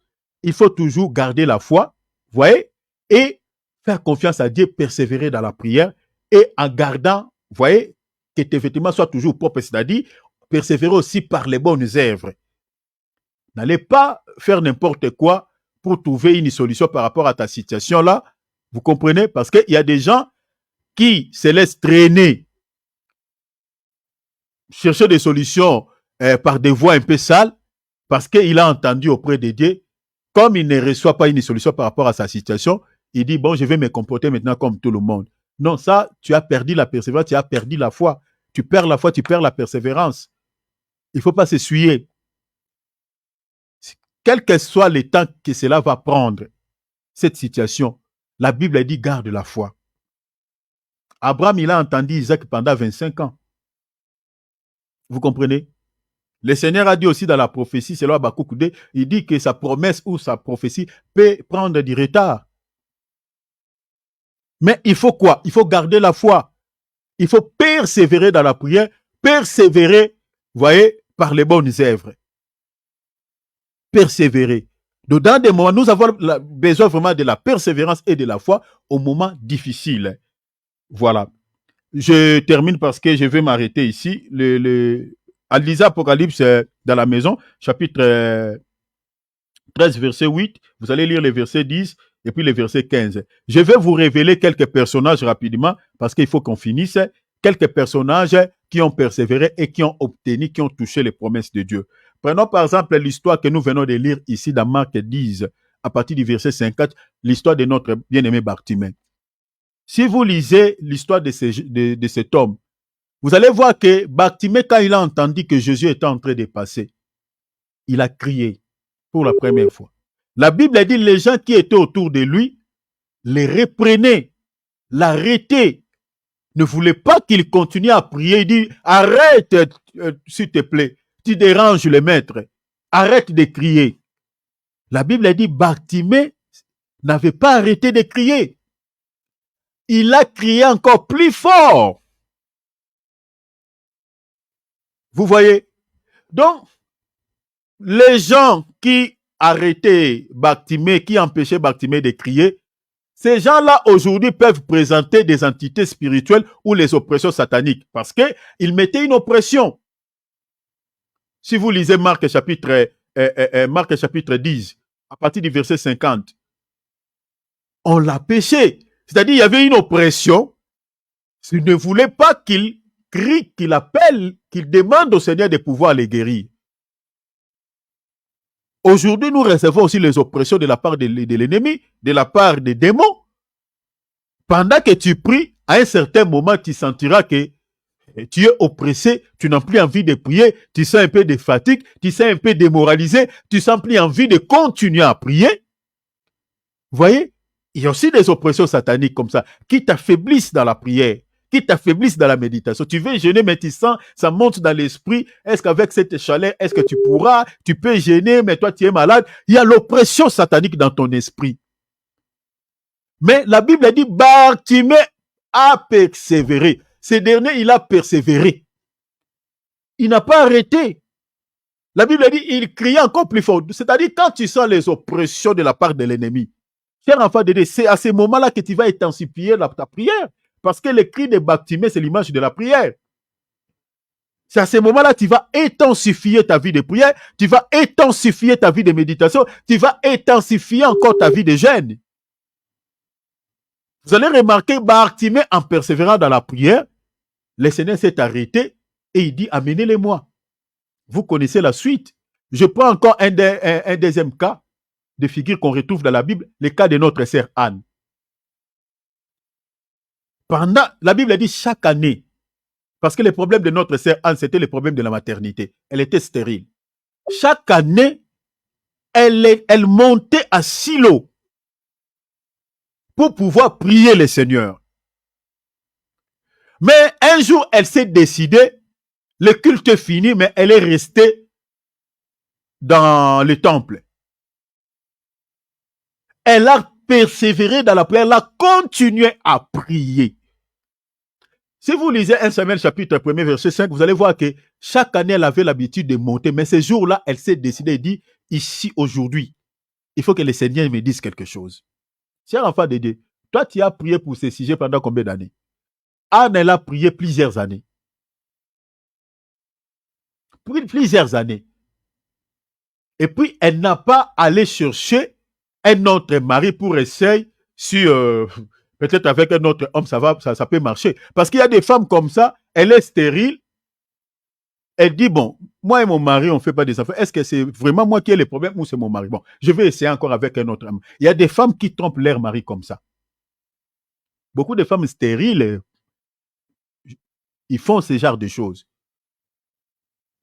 Non, si tu es enfant de Dieu, fais comme notre sœur Anne. Ne trompe pas ton mari. La chose que tu es en train de demander à Dieu, persévère. Même si cela a pris une année, 2 ans, 3 ans, plusieurs années, persévérer. Anne a fini de recevoir la délivrance qu'elle cherchait auprès de Dieu. Le Seigneur lui avait accordé l'enfant, vous connaissez. Elle n'a jamais abandonné. Autre cas de figure, la femme cananéenne que vous connaissez dans la Bible, celle que Jésus avait dit, le pain des enfants, on ne le jette pas aux petits chiens. Mais malgré la réponse que le Seigneur lui avait donnée, cette femme n'a pas arrêté. N'a pas arrêté. Elle a continué à déranger le Seigneur. Elle dit, je sais, moi, le Seigneur, les enfants qui mangent sur la table, des miettes qui tombent par terre. Parce que ici, on peut expliquer d'autres choses dans la révélation. Mais laissez-moi nous exhorter juste ici. Parce que cela peut expliquer aussi beaucoup de choses. Mais il dit que les enfants qui mangent sur la table, les miettes qui tombent par terre, les petits chiens les mangent. Oh, le Seigneur a regardé, il dit, je n'ai jamais vu une si grande foi pareille en Israël. Donc le Seigneur a regardé, la femme a persévéré. Il dit, moi, je ne laisserai pas. Elle a obtenu ce qu'elle cherchait. Sa fille a été guérie. Nous, quand on prie pour quelque chose, une semaine, un mois, et puis on arrête les choses. Mais est-ce que tu as déjà obtenu la chose que tu demandais à Dieu? Si tu n'as pas obtenu, mais pourquoi tu arrêtes de prier pour ça? Pourquoi tu te fatigues? Pourquoi tu ne jeûnes plus? Pourquoi tu ne peux pas continuer à demander à Dieu jusqu'à ce que tu obtiendrais la chose que tu lui demandes? Mais il y a beaucoup de chrétiens qui se fatiguent en chemin. Mais quand on regarde la foi de nos prédécesseurs, toutes ces personnes que je citais ici, parce que je peux vous fournir beaucoup d'exemples, même notre bien-aimé Jacob, il a retenu Dieu. Il dit, je te laisserai pas d'aller jusqu'à ce que tu me bénis. La Bible a dit, il a lutté. Il y a des chrétiens qui refusent la lutte. Vous ne luttez pas avec Dieu. Voilà pourquoi, comment vous pouvez obtenir ce que vous cherchez. Vous ne luttez pas. Vous ne luttez pas. On lutte avec Dieu dans la prière. On lutte avec Dieu dans des jeûnes. On lutte avec Dieu en persévérant, en gardant le vêtement propre, c'est-à-dire les bonnes œuvres. On lutte avec Dieu dans toutes ces choses. Jusqu'à ce que tu obtiendras ta solution. Mais quand on perd cette clé, cher enfant de Dieu, tu n'obtiendras rien. Parce que la Bible a dit, heureux celui qui persévérera. C'est-à-dire, sera sauvé. En d'autres termes, celui qui ne persévère pas jusqu'au bout, comment il sera sauvé? Parce que j'ai dit sauvé ici, parle des deux dimensions. C'est-à-dire, nous avons la délivrance de la chair et la délivrance de l'âme. C'est-à-dire, si tu arrêtes de persévérer dans la prière, si tu arrêtes de persévérer par les bonnes œuvres, tu n'obtiendras rien. La troisième clé, c'est la persévérance. Je crois que la troisième clé, je m'arrête ici aujourd'hui. J'ai laissé d'autres choses. Donc, demain, par la grâce de Dieu, je toucherai la quatrième que vous le saurez demain déjà. Je toucherai sur la quatrième clé. Chers enfants de Dieu, ces trois clés que je vous ai montrées ici sont indispensables pour qu'une prière soit efficace. C'est indispensable. La justice est liée à la foi. Comme je vous ai montré tout à l'heure, le juste vivra par la foi. Juste, justice. Tu es juste, mais pour que tu vives, il faut associer la foi. Tu as la sainteté, oui, Dieu veut, oui, la vie de justice, oui, tu es juste. Mais pour que tu vives, il faut associer la foi. La foi, celle aussi, ne suffit pas. Pour que tu puisses obtenir, toucher aux promesses, il faut la persévérance. Ils sont liés. L'une ne valent pas sans l'autre. Je m'arrête ici. Prions le Seigneur. Que le Seigneur puisse t'accorder ces quatre clés, ces trois clés que nous avons déjà partagées. Vraiment, c'est possible. La Bible dit, tout ce que vous demanderez au Seigneur, si vous demandez quelque chose auprès de lui, il vous l'accordera. Demande-lui qu'il te donne cette clé que nous avons partagée ici. Au nom de Jésus, prions. Ouvrons nos micros, alléluia. Seigneur, nous te prions. Tu es notre Dieu. Tu es notre Dieu. Seigneur, donne-nous ces clés. Donne-nous ces clés. Nous avons compris que ces clés sont indispensables. Seigneur, pour qu'une prière soit efficace. Oh notre Dieu, nous avons besoin que tu nous donnes, Seigneur, la justice, Seigneur, comme clé. Que tu nous donnes non seulement la justice, mais tu dis aussi le juste vivra par la foi. Que tu nous donnes aussi, Seigneur, la foi comme clé. Que tu nous donnes aussi la persévérance comme clé. La persévérance dans la prière, la persévérance, Seigneur, par les bonnes œuvres. Seigneur, nous avons compris que ces clés sont indispensables à notre Père. Alléluia, alléluia, alléluia, alléluia. Je te le demande, mon Père, même moi qui a donné ce message. Seigneur, j'en ai besoin. J'en ai besoin, mon Dieu. J'ai besoin de ces clés, Papa. Donne à mes frères, donne à mes sœurs, donne à chacun de nous. Seigneur, nous en avons besoin. Nous voulons marcher dans une vie de sainteté. Nous voulons marcher, Seigneur, en gardant la foi. Nous voulons marcher, Seigneur, en persévérant. Nous avons compris qu'il y a beaucoup de choses. Seigneur, nous ne les réservions pas, Seigneur, auprès de toi, à cause, Seigneur, parce qu'on n'a pas ces clés, parce qu'on n'a pas la justice, parce qu'on n'a pas la foi, parce qu'on n'a pas la persévérance, parce qu'on n'a pas toutes ces clés. Mais je te prie, au nom de Jésus, donne à mon frère, donne à ma soeur, donne à chacun de nous, Seigneur, ces trois